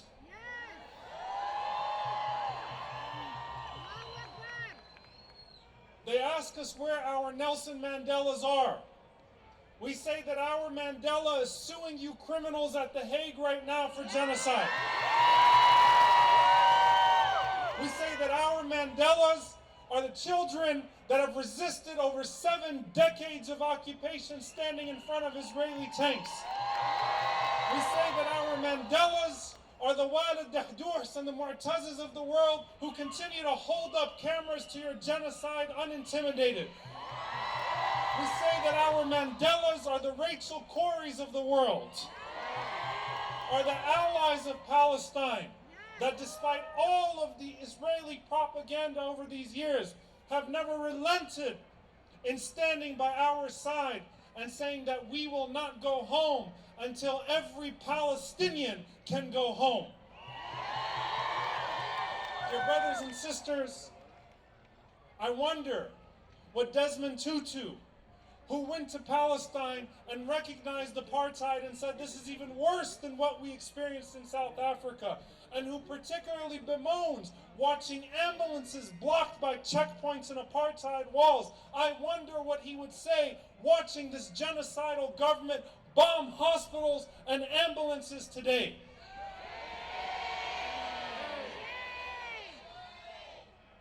I want to capture not just the cruelty of the moment. I want to capture the insanity of the moment. How low is the threshold? How low the barometer that calling for a ceasefire is too much for some politicians and media commentators and people who claim to be for human rights with the backdrop of 10,000 murdered children. How low is the threshold of morality? And so we say that if with the backdrop of genocide, you have still not found it in your moral conscience to call for a ceasefire. You are heartless. And we say that if with the backdrop of the occupation and apartheid that enabled the genocide in the first place, you still have not called for the end of the decades-long atrocities against our people, you are shameless. And if you have failed to see our humanity, we have not failed to see your hypocrisy. And you've made it clear that shipping lanes in Yemen are more important to you than our lives. And you've made it clear that you want our votes without hearing our voices. But we're going to make you hear our voice today on behalf of all of these families and all of the martyrs and all of those that are still standing strong. Joseph Robinette Biden Jr., we charge you with genocide. We charge you with genocide. We charge you with genocide. We charge you with genocide. We charge you with genocide. We charge you with genocide. We charge you with genocide. We charge you with genocide. We charge you with genocide. Assalamu alaikum wa rahmatullahi. Our next speaker is one of our favorite Palestinian-American singers and songwriters, Anis. Thank you all for being here. When I look out into this crowd, I see proof that Palestine will be free one day. So be proud of yourselves for being here. I've written a poem that I want to share with you that I feel many of us in the diaspora can relate to. It's called I Don't Feel Safe as a Palestinian. I don't feel safe as a Palestinian. Would you? Now that you've seen all the terror and the trauma we put through, now that you've seen the dead babies and the families under rubble, even in the comfort of our home and in the safety of our bubbles, I don't feel safe as a Palestinian. I never have. Ever since I was a kid, I felt the target on my back. All the classmates got to celebrate the land of their ancestors. But I saw the way the hatred and the racism would fester any time I had the nerve to get excited or express how I am blessed to be Palestinian, so I learned to repress. I don't feel safe as a Palestinian. I wish I did. I wish I wasn't so concerned that one day I'll have a kid, and that kid won't understand why we can't visit the land where Siti lived, why there's no birthright for the indigenous. I don't feel safe as a Palestinian. Even here in America, where I'm supposed to live without a fear, but a 6-year-old Palestinian was stabbed to death and 3 college students were shot for the scarf around my neck. How dare we dare to exist? If our existence is a threat, then I don't feel safe as a Palestinian. Why should I? I've been watching genocide for months, documented live. These people look like you and I. We've heard every scream and cry, but our president sent them billions so millions more could die. I don't feel safe as a Palestinian. But that will change. I know one day our homeland will live a life without this pain. Their screams will be of joy. Their tears will be of laughter. The people of Palestine will live happily ever after. We will be safe as Palestinians. One day soon, they cannot break us, they cannot shake us, no matter what evil they use, no matter how many they kill, no matter what bullets they shoot. You can't break the soul of a native people who refuse to accept their occupation. So no matter what they do, we will be safe as Palestinians. It's just a matter of time. From out of the hell of darkness, the light of freedom will shine. From under the city's rubble, Gaza's people will rise and dismantle the occupation, because within our lifetime, we will finally be safe as Palestinians. Don't ever lose your hope. They can steal land, they can steal homes, they can steal a lot of things from us, but they can never steal our joy, they can never steal our art, and they can never steal our hope. Free, free Palestine! Free, free Palestine! Louder! Free, free Palestine! Free, free Palestine! Let Biden hear you! Free, free Palestine! Free, free Palestine! Within our lifetime! Within our lifetime! Free, free Palestine! Free, free Palestine!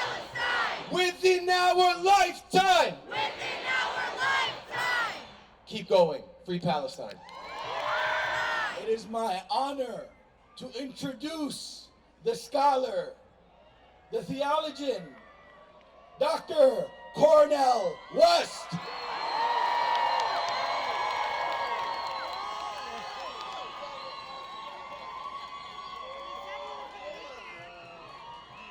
Let the word go forth here and now that we are going to hold up the blood-stained banner and the tear-soaked cause of our precious Palestinian brothers and sisters. Not just in Gaza and West Bank, but all around the world. And it is in the name of truth, and the condition of truth is to allow suffering to speak. In the name of justice. And justice is what love looks like in public. Yes, it's indeed true that Brother Martin Luther King Jr. would have been 95 years old on Monday. And he, like myself, comes from a tradition of a great black people who have been hated and terrorized and traumatized for 400 years, but we still here fighting, we still here swinging. So I'm here to let my precious Palestinian brothers and sisters and siblings know that when I think of where I come from, for every generation we have love warriors who are willing to live and who are willing to die. Martin Luther King Jr. said, I'd rather be dead than afraid. I'd rather be a corpse than a coward. We need courage.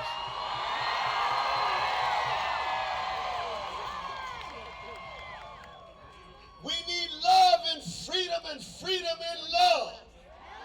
Don't let anybody lie on you and say that we here in the name of hatred. We don't hate anybody. We love Palestinians. We love oppressed people no matter where they are, any corner of the globe. They could be on the chocolate side of Washington, D.C. They could be Dalits in India. They could be landless peasants in Brazil. They could be indigenous peoples. They can be Iranians. They can be Iraqis. Anybody. This is a human thing we're here for. So when you hear all the lies that hide and conceal the crimes, remember what Brother Martin used to say, no lie can live forever. Truth crushed the earth shall rise again. I see it in your faces. I see it in your eyes. I see it in your hearts. I see it in your body. And oh, I wish you can see how beautiful you look. Beautiful you look. All the different colors and genders and cultures and sexual orientations and national identities. Why? Because you're here in the name of truth and justice, and we are going to raise our voices, put our bodies on the line, and yes, even go to jail and even die.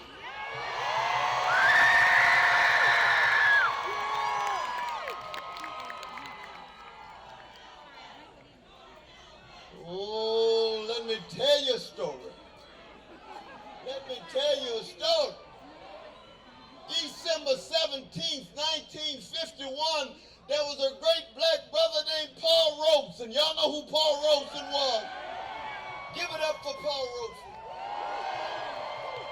He went to the United Nations with a petition that said, we charge genocide. He was talking about black people in the American Empire.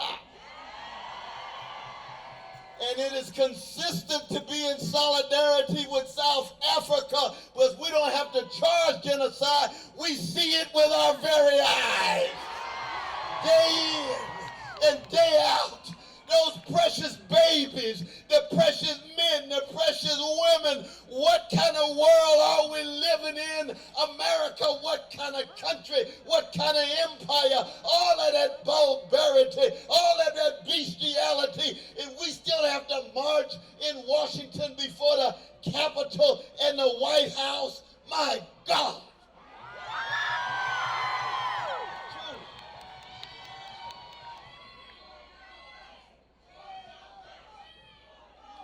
It's amazing to me. I think of Biden and Harris and Austin and Blinken and Sullivan and Kirby. I can mention all the names. And I don't speak in a spirit of hatred. I speak in a spirit of love for oppressed folk, which leads me to hate domination, occupation, subjugation, degradation, any form that loses sight of the humanity of people. And I say personally to Biden and company, you're not just enabling, you're not just facilitating, you're not just coagulating and cooperating with vicious crime of genocide. That makes you war criminals yourself. You ought to be shamed. Who do you think we are? You think that you can suppress the love that we have for our Palestinian brothers and sisters? No, you got the wrong people.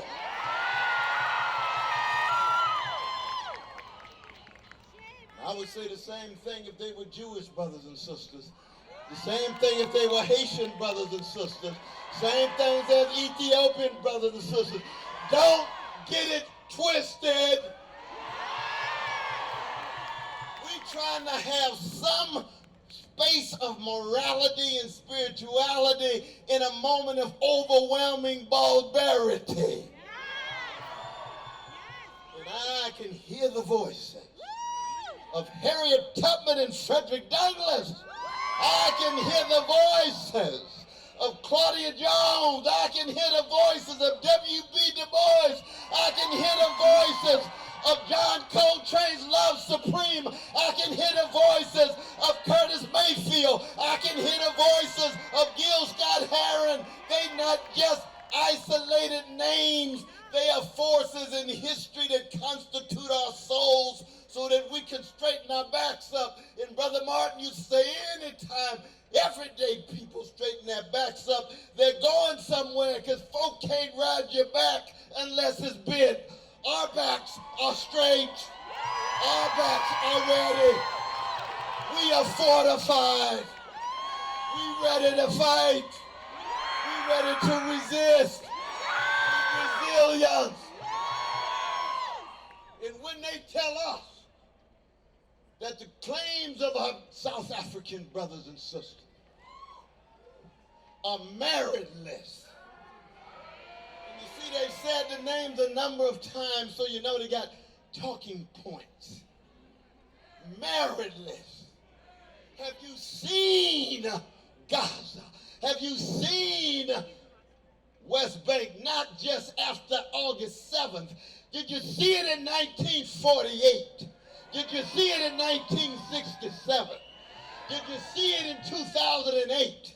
Did you see it in 2014? And you're still looking and all you can say is meritless. Biden, how cold-hearted and mean-spirited can you be?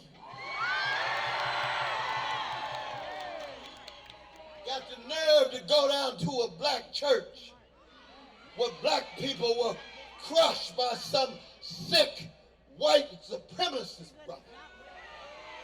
And then you know you're enabling blowing up mosques in Gaza, blowing up churches in Gaza, blowing up places where Jesus himself was born. I'm a Christian. I'm a revolutionary Christian. I come out of the household of Irene and Clifton. I come out of Shiloh Baptist Church. I'm influenced by the Black Panther Party. Don't tell me. Don't tell me that you can see what I see and call it meritless. We'll never put up with that. We'll never accommodate ourselves to that. And that's why we call it for more than a ceasefire. We want an end to the siege. We want an end to the occupation. We want Palestinians to live a life of dignity. Am I going on too long? One last point. Because we're getting ready to march.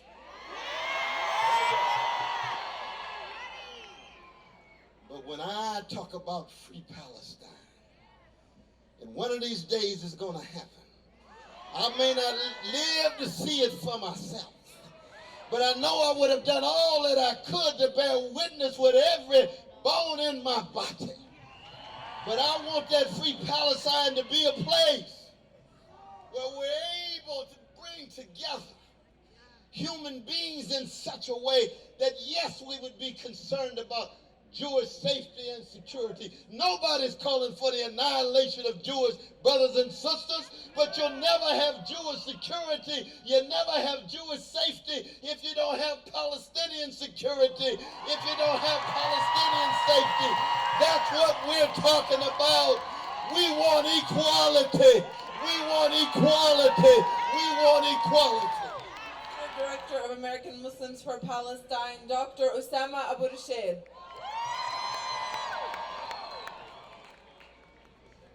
Assalamu alaikum. Good evening, heroes. Yes, you are heroes. The vanguard of justice. The voice of the voiceless. The voice of the oppressed. The voice of the Gazan people. Yes, you are. Be proud of yourself. We are proud of who we are. We are proud of what we stand for. And we are proud of who we stand for and who we stand against. Let the deaf hear. Let the blind see that we are here in the tens of thousands from all over America. We came here in the tens of thousands and bribed. Did any one of you get $250 to be here? Just a few weeks ago, Zionists were marching in Washington, D.C. A few thousands of them. A few of those who are morally corrupted were here, bribed, bought off, paid $250 to be here. But we, the tens of thousands, the hundreds of thousands of us, we came here on our own dime. We came here because we are proud of what we stand for. Because we know the Gazan people are the oppressed. Because we know that Israel is a genocidal state. Because we know that Schumer, that Biden, that Hakeem Jeffrey should be ashamed of themselves. We come to stand with people like Professor Cornel West. We are proud standing next to him, but I am not proud to be next to Joe Biden. We're not. We're here because we celebrate Martin Luther King. Does anyone celebrate George Wallace? Do you even know who George Wallace is? Does anyone give a damn about George Wallace? Does anyone give a damn about Benjamin Netanyahu? Does anyone give a damn about Genocide Joe? But we all care for the people of Gaza, and we are them. History will celebrate you. History will register your names. History will register the victory of Gaza. And history will disregard Genocide Joe, Hakeem Jeffrey, Schumer, and the rest of the gang, the corrupt gang. My dear brothers and sisters, this is not a one activity for Palestine. What we do here is not the end of it. It didn't start today. It's not going to end tomorrow. We have to continue this work. We are ushering a new era in America. An era for a free Palestine. Not only to end genocide. Genocide will come to an end with our collective voices, with us collectively demanding it, enforcing it. We're not gonna forget, we're not gonna forgive. We will not. Those who are being tried now before the ICJ, whether they're condemned or not, we condemn them for genocide. Those apologists of them, those who are defending them, those who are providing them with the diplomatic immunity, we know that you are as implicated as Israel. We know that when this administration calls the charge against genocide Israel meritless, is that they are meritless. They should be ashamed of themselves. Shame on them. Joe Biden, Anthony Blinken, Austin, they know that they are as criminal as Netanyahu, as Becker, as Smotrich, as Gallant, as Israel. We know that. That's why they call it meritless.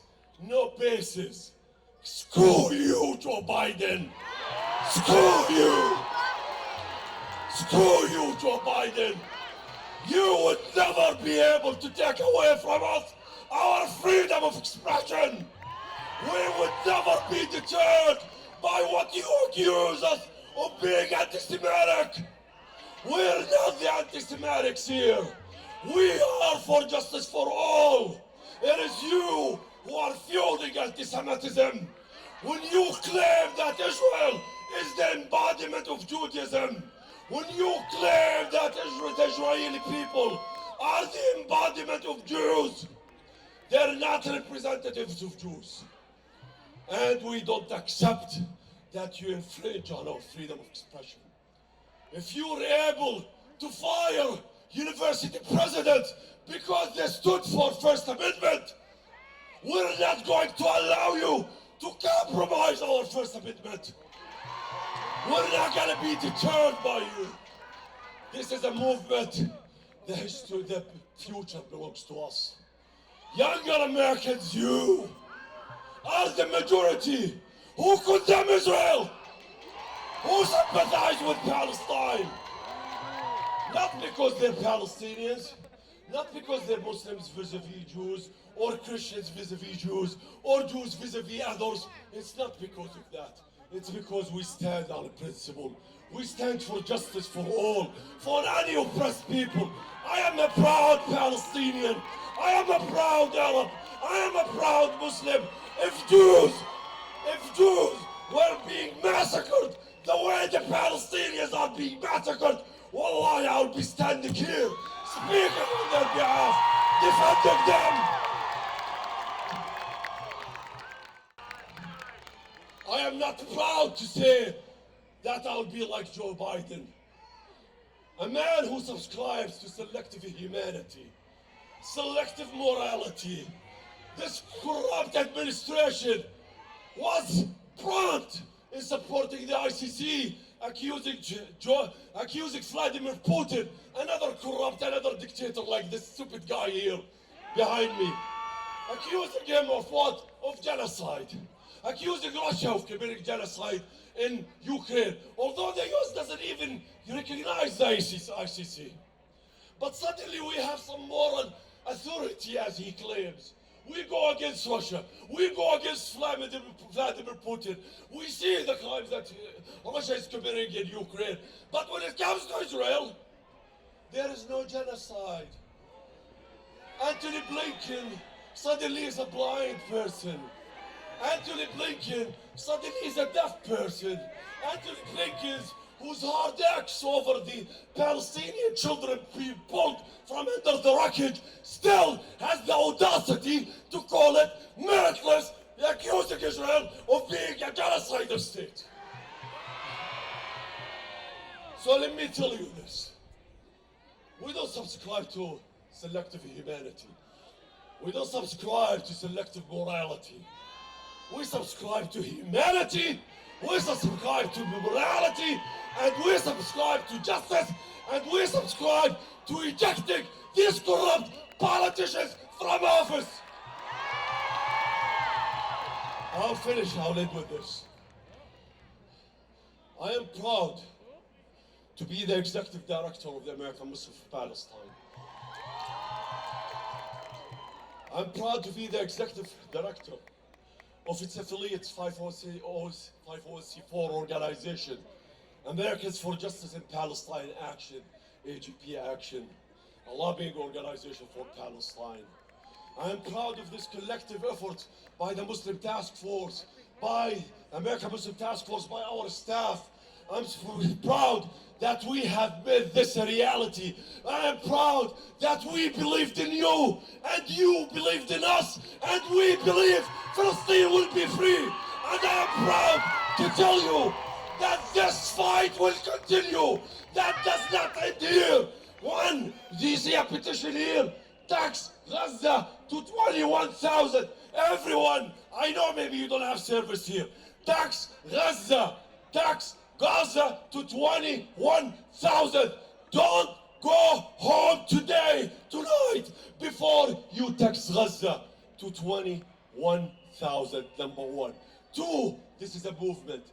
Be part of it. Go to our website, American Muslims for Palestine, OAMP.org, AGPAction.org. Become a member. Become a member of JVP. Become a member of this movement. Become a member of Code Pink. Support all of these organizations. Mass, CARE, MLFA, Muna, all of these organizations. Become active. This is what's going to change things. Don't be this enthusiastic. Don't be this passionate about your cause. Make sure that your corrupt politicians hear from you. If they're good, thank them. But if they're bad on Palestine, make sure that they hear you. Continue to fight for Palestine. Leave tonight home more committed that this is a movement. I am an integral part of it. It's not gonna work without me. It is a collective responsibility, but it is also a personal responsibility. We are going to reconstruct this home. We are going to realize it. We are going to ensure Palestine will be free. We were going to ensure that America will be free. We were going to ensure that no more cheating, no more deception, no more politician promising us equality, freedom, justice for all, when they are the most morally bankrupt people who continue to lie and think that they can get away with it. We will make sure that we don't forget, and we don't what? Forgive. We don't, right? Palestine will be free. Gaza will be victorious. We are not running away. The Gaza people are standing tall on their land. They are not fleeing. They are not leaving their homeland. They will come back to the same houses that Israel destroyed. They will be rebuilt. Palestine will continue to be on the map. Tell Netanyahu, screw you, screw your map, screw your government.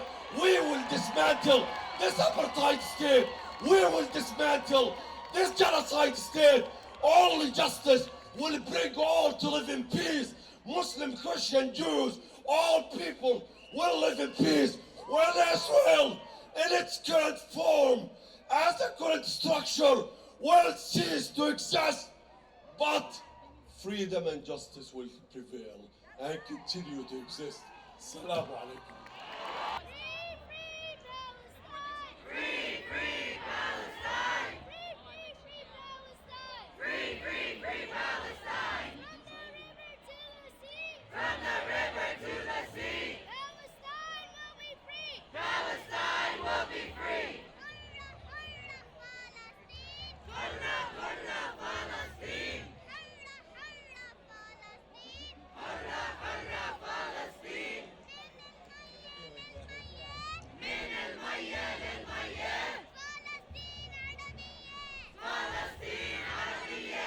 Our next speaker comes from Gaza. When we got in communication with Wael Dahdour,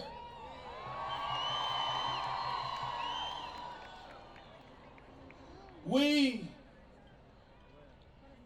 were not sure if he would be able to work with us. But Wael Dahdour is the perfect example of the people of Gaza.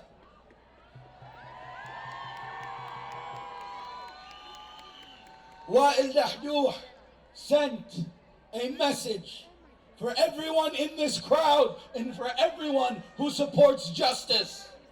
Without further ado, Al Jazeera journalist Wael Dahdour.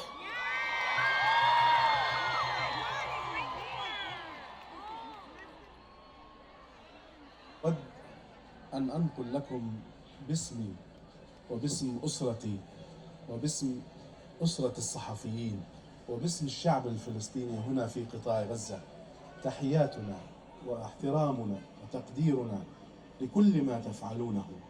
بالتأكيد غزة هذه الأيام تمر في مرحلة عصيبة جدا، تاريخية جدا، استثنائية جدا لم تمر بها في تاريخها، ولذلك الناس هنا يدفعون أثمانا باهظة جدا ويعيشون حياة كارثية. لمن لا يعرف، لا يجد الناس الأكل أو الطعام والشراب، المسكن من الخيام، الحمام، وما تتطلبه الحياة ليست الكريمة، وإنما الحياة التي تضمن لهم الاستمرارية حتى مهما كانت الظروف. لا يجدون ذلك إلا لماما أو كفافا، ومن خلال ظروف غاية في الكارثية، غاية في الصعوبة. صحيح أن قطاع غزة يدفع الآن ثمنا باهظا، ومن بين من يدفع الصحفيين الفلسطينيين. الصحفيون الفلسطينيون في قطاع غزة يتعرضون إلى مذبحة إن صح التعبير، إلى مقتل إن صح التعبير. 112 صحفيا ومصورا حتى الآن استشهدوا في هجمات إسرائيلية متفرقة خلال 3 أشهر، وهذه أرقام صعبة لم تسقط في أعتى الحروب، حتى تلك التي استمرت 20 عاما وهي الحرب الفيتنامية. لم تسقط هذه الأرقام، ولذلك نحن كصحفيين ندفع أثمانا باهظة جدا في طريقنا وفي سبيل هذه الرسالة الإنسانية النبيلة التي كفلتها كل القوانين والمواثيق الدولية. ولكن يبدو أن الاحتلال الإسرائيلي لا يروق له أن نقوم بواجبنا على أكمل وجه وبالشكل المهني الذي ترتضيه المواثيق، مواثيق الشرف للعمل الصحفي والمهني. مع الأسف هذا هو واقعنا. فقدنا الأسرة، وفقدنا الولد، وفقدنا الصديق، وفقدنا المكتب، وفقدنا المنزل، وفقدنا المأوى، ونعيش مشردين ونعمل من خلال كل هذه الأوجاع وكل هذه الآلام وكل هذه الأثمان. ومع ذلك ما زلنا مستمرون. نؤكد لكم أننا سوف نستمر في حمل هذه الرسالة وفي أداء هذا الواجب. كما تشاهدون شهيد آخر يسقط في هجمات إسرائيلية جديدة ومستمرة على قطاع غزة. نحن الصحفيين سوف نستمر في حمل هذه الرسالة. ما يقوينا هو الله سبحانه وتعالى الذي يمدنا بالصبر وبرباطة الجأش وبالقوة وبالقدرة على المواصلة. ما يواسينا ويسلينا أنتم في مظاهراتكم، في اعتصاماتكم، في كلامكم، في تفاعلكم على مواقع السوشيال ميديا. أنتم كلمة سر، لا تستهينوا بأي جهد تقومون به من أجل نصرة الحق ونصرة القضية الفلسطينية، نصرة المظلومين، فنحن إخوانكم على الأقل في الإنسانية، وهذه غاية نبيلة وسامية لا يعمل من أجلها إلا الكرماء، وبالتالي لا تستهينوا بجهودكم التي تقومون بها. أود أن أشكركم وأقول لكم بأننا نقدر ما تقومون به، نقدر ما تقومون به. شكرا جزيلا لكم على كل ما تقومون، ونسأل الله سبحانه وتعالى أن تنتهي هذه الحرب المجنونة، وأن نراكم في ظروف أفضل من هذه الظروف إن شاء الله. تحياتي لكم والسلام عليكم ورحمة الله وبركاته. Next, we have a short message from our friends at the Naturi Karta who cannot be here with us today due to the Sabbath. With the help of the Almighty, I pray to the Almighty to bestow upon me His truth and wisdom, that I may be worthy of conveying His message and so sanctify His name and bring peace to the world. Assalamu alaikum. This message is being pre-recorded because as Jews we are forbidden to speak in a microphone on the Shabbos Kodesh, on the Saturday, on the Sabbath. We want the world to know that because we are Jews, true to the Torah, we are crying and hurting with the people of Gaza. It is beyond words, their suffering. We are beyond words, our frustration, our hurt that this crime, this mass murder is being perpetrated in our name. It is anti-Semitic what the Zionist state of Israel is committing, their crime, their occupation, and the slaughter in Gaza.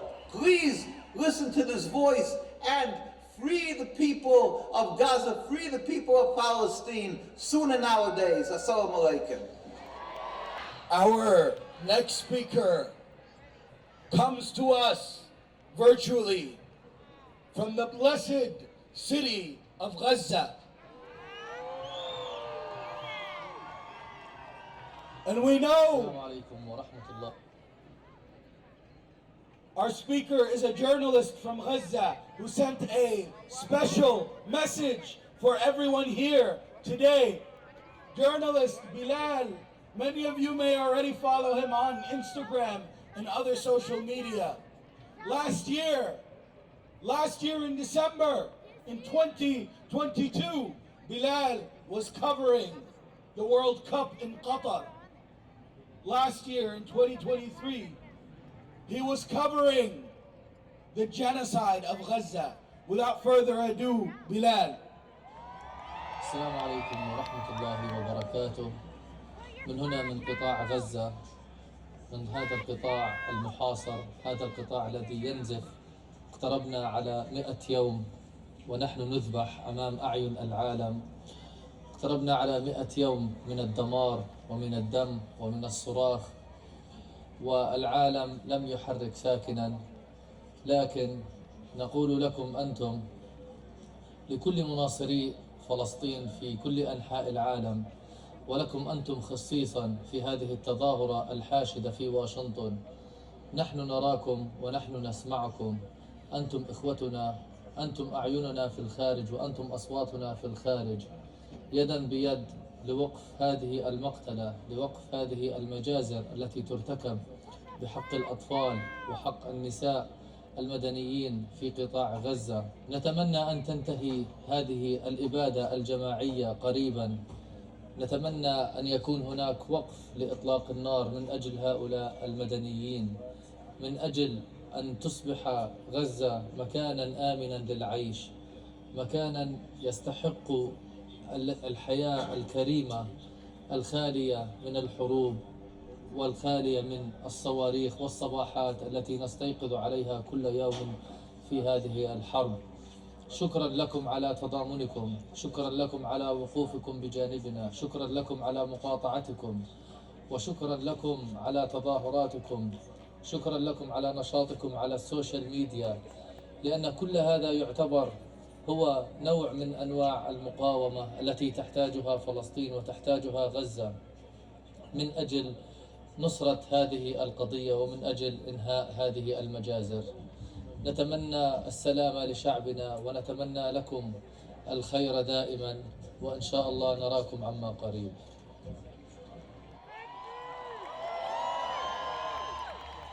حي على الفلاح،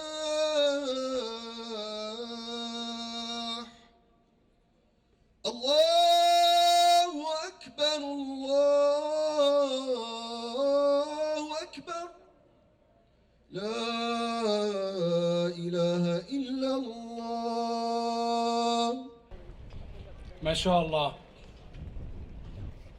God bless you all. Greetings of peace upon you all. My name is Abed Ajrami, a Gazan Palestinian-American residing in Texas with a wonderful family, wife, and 3 children. I also have a large family in Gaza that has shrunk in size in the last 3 months. One of my wonderful family members in Gaza is my nephew, Ahmad. Ahmad is 6 foot tall.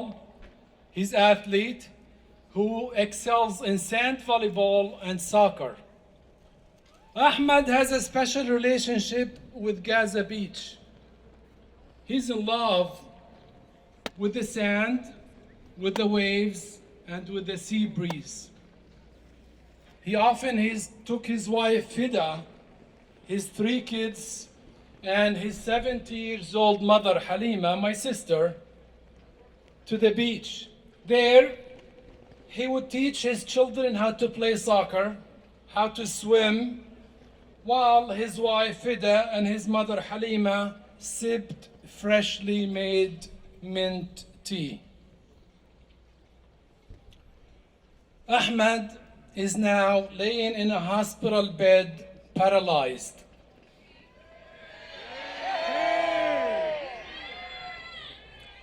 He is paralyzed from the waist down due to the Israeli indiscriminate bombing. The same bombing killed Halima, his mother, his wife Fida, and his 3 children, ages 13, 5 years old, and 11 months old. You heard that right, 11 months old.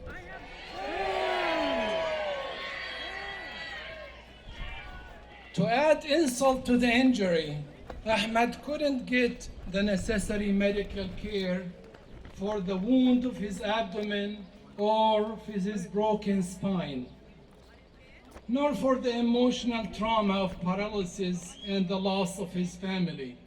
The Shifa hospital, where he was awaiting surgery, was attacked and invaded by the Israeli troops, forcing him to hastily be transported to a hospital in Rafah, where he remains now.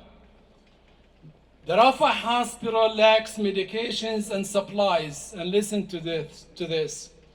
His screams of pain were heard throughout the hospital corridors when the surgeon cleaned his wounds and stitched those abdominal wounds without anesthesia.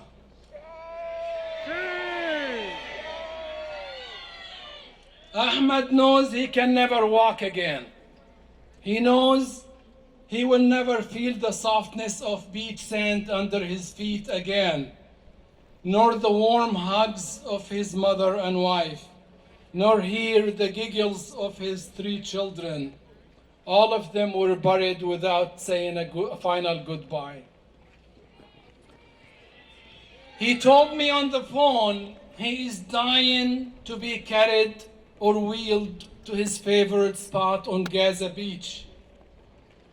What he wanted is to be left alone there, that he would close his eyes and just imagine his kids running around, Imagine his wife and mom sipping freshly minted tea while chatting.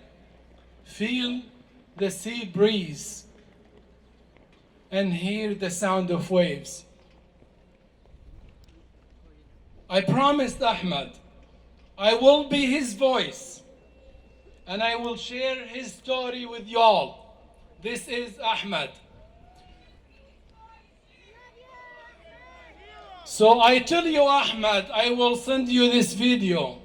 I will send it to his hospital bed. And as I promised, I am sharing his story with everybody here.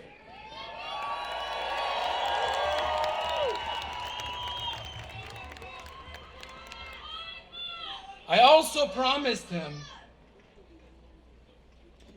that someday I will take him to his favorite spot on Gaza Beach. With both of us, we'll close our eyes, feel the sea breeze, listen to the waves, and imagine that the dead are alive, and peace has prevailed, and Palestine is free.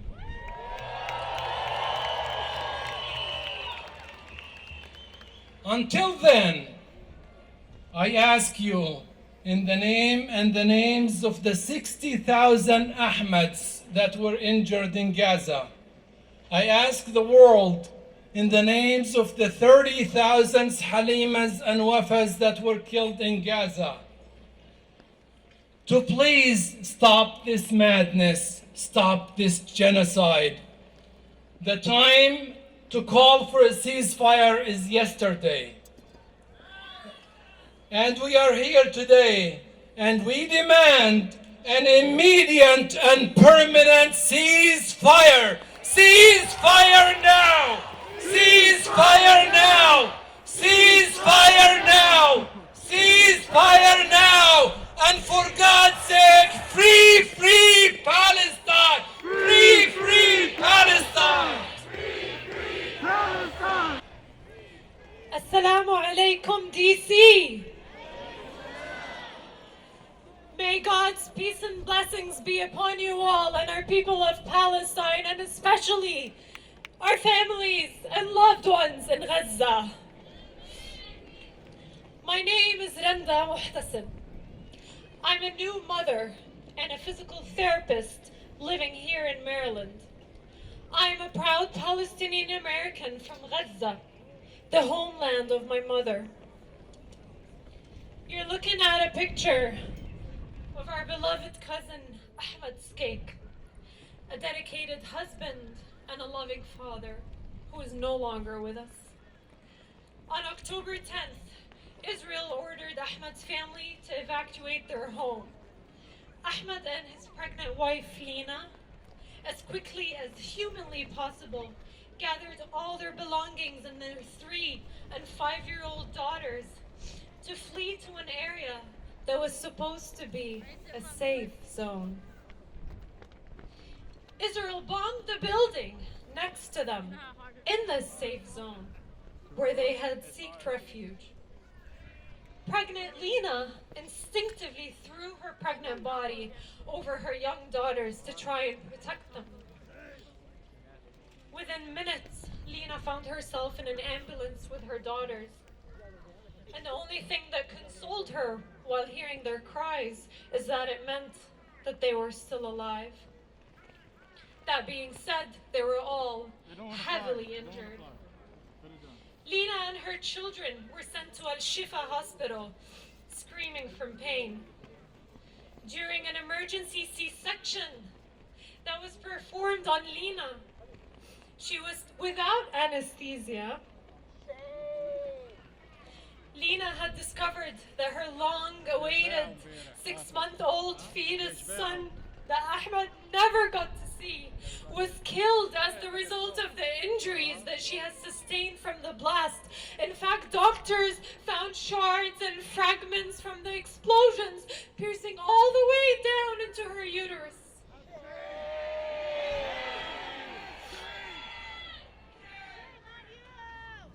Meanwhile, Ahmed was nowhere in sight. 10 hours later, his body was found under the rubble. The Israeli airstrike on the building in the safe zone murdered him.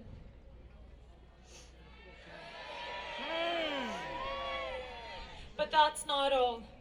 Ahmed was one of over 36 and counting, since we have absolutely no way to connect with our families in the north.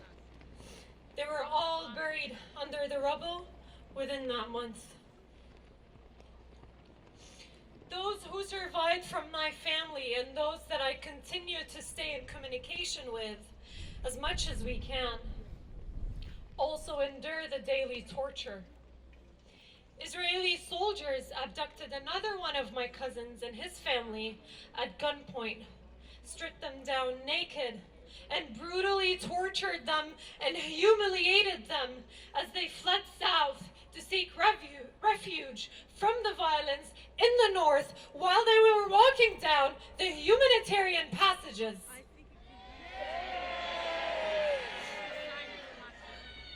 That being said, just before they were even able to flee and leave the north, his 6-year-old son endured a gunshot wound with a bullet that stayed in his forearm that was raising a white flag. They were following every single order to pass through safely, and yet he had to walk with his mother after his father was abducted. A 10-hour walk on foot. A 6-year-old boy with a gunshot wound in his forearm that carried the white flag that they were asked to make sure that they stay safe, but it's all lies on lies. I am here today, and I'm very honored to be standing in front of a crowd of people with conscience, with people who are ready to speak truth to power, and I'm here to say, no more. No more of our tax-paying dollars to bomb our homes, kill our families, torture, and ethnically cleanse our people. No more. My message to President Biden and Congress, our collective message to President Biden and his administration is to say, permanent ceasefire now! No more weapons, no more military funding to Israel, no more! The people of Gaza are just like you and I. My message today for everybody who's new to the Palestinian struggling is to look every day in the mirror and say, it could have been me, it could have been my family. These people are just like me. They deserve to live without humiliation, without the constant threat of bombardment, without the constant threat of a deliberate and intentional starvation on the grounds of Gaza, and finally without the constant threat of their bodies being ripped apart to pieces on their last day on earth.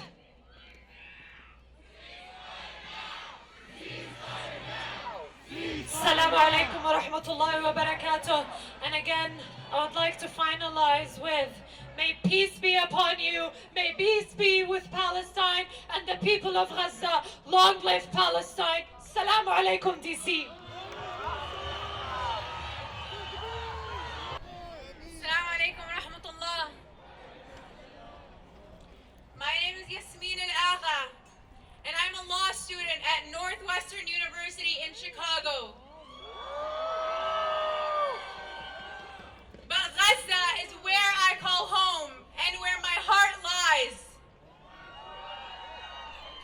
My family is one of the largest in Gaza. We've been there for over 500 years. We have over 9,000 members, most of whom live in Khan Yunis. Israel has shattered our past, our present, and our future. Just in the last 3 months, Israel killed 120 members of my family. 31 of them were children. The youngest was just a few months old. In the weeks leading up to their deaths, they suffered immensely. 2 of my relatives left their home to find desperately needed food. They came back to discover that Israel had bombed their home and that their mother, father, sister were all killed and buried under the rubble. As the surviving brothers desperately dug through the rubble by hand for the dismembered body parts of their family members, of their parents, of their beloved sister, Israel dropped another bomb on their house, killing both of the brothers as they dug for their family.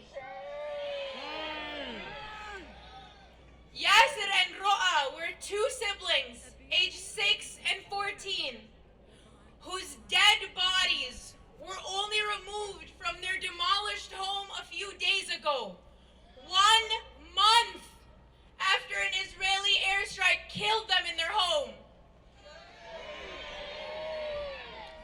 Their younger brother, who was only a few years old, was the one who discovered their bodies. He sobbed into his mother's arms as he told her, "Their eyeballs are decayed. Their eyes are emptied from their sockets." This is the lasting memory he has of his 2 older siblings. Hundreds of my family members are now sleeping on cardboard in the cold streets. Many of us are taking refuge in hospitals and in schools. One of my family members is 81 years old, and he froze to death in the street.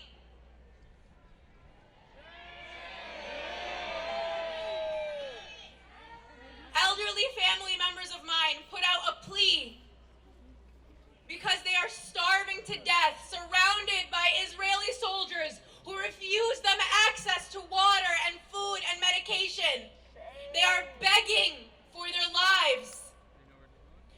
The hospitals and schools that hundreds of my family members are sheltering in have nevertheless been targeted by Israeli airstrikes. Many have been killed in these hospitals and schools. My aunt Samar went out in search of life-saving medication for my mentally disabled uncle. He's been on medication his entire life. For the first time in his life, he is off of it. He's facing severe withdrawal symptoms, seizure-like symptoms, convulsions. When she went out to find medication for him, she was shot at by Israeli tanks. She witnessed others in the street killed right in front of her eyes. It could have been her. This is the same aunt who has been volunteering, giving everything she has to help others. She goes to UNRWA schools, asks, "What do your children need?" She goes out, finds it, and gives it to the mothers whose children are freezing in the street. Their hearts remain pure. When I visited Gaza last year, my aunt made a handmade thobe for me, but I wasn't able to take it back with me. When my grandparents evacuated just a couple of days ago, they faced severe hardship at the Ma'bar in Rafah.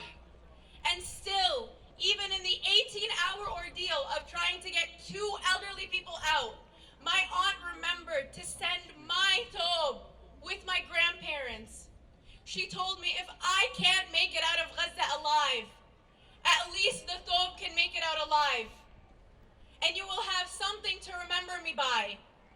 She's preparing me for her death.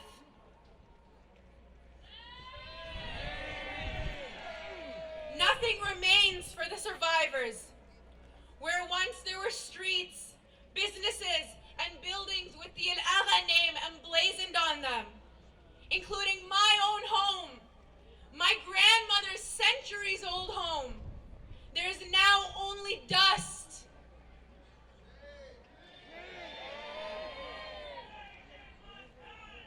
For the sake of the surviving members of my family desperately clinging to life, we need an immediate and permanent ceasefire now! Ceasefire now! Ceasefire now!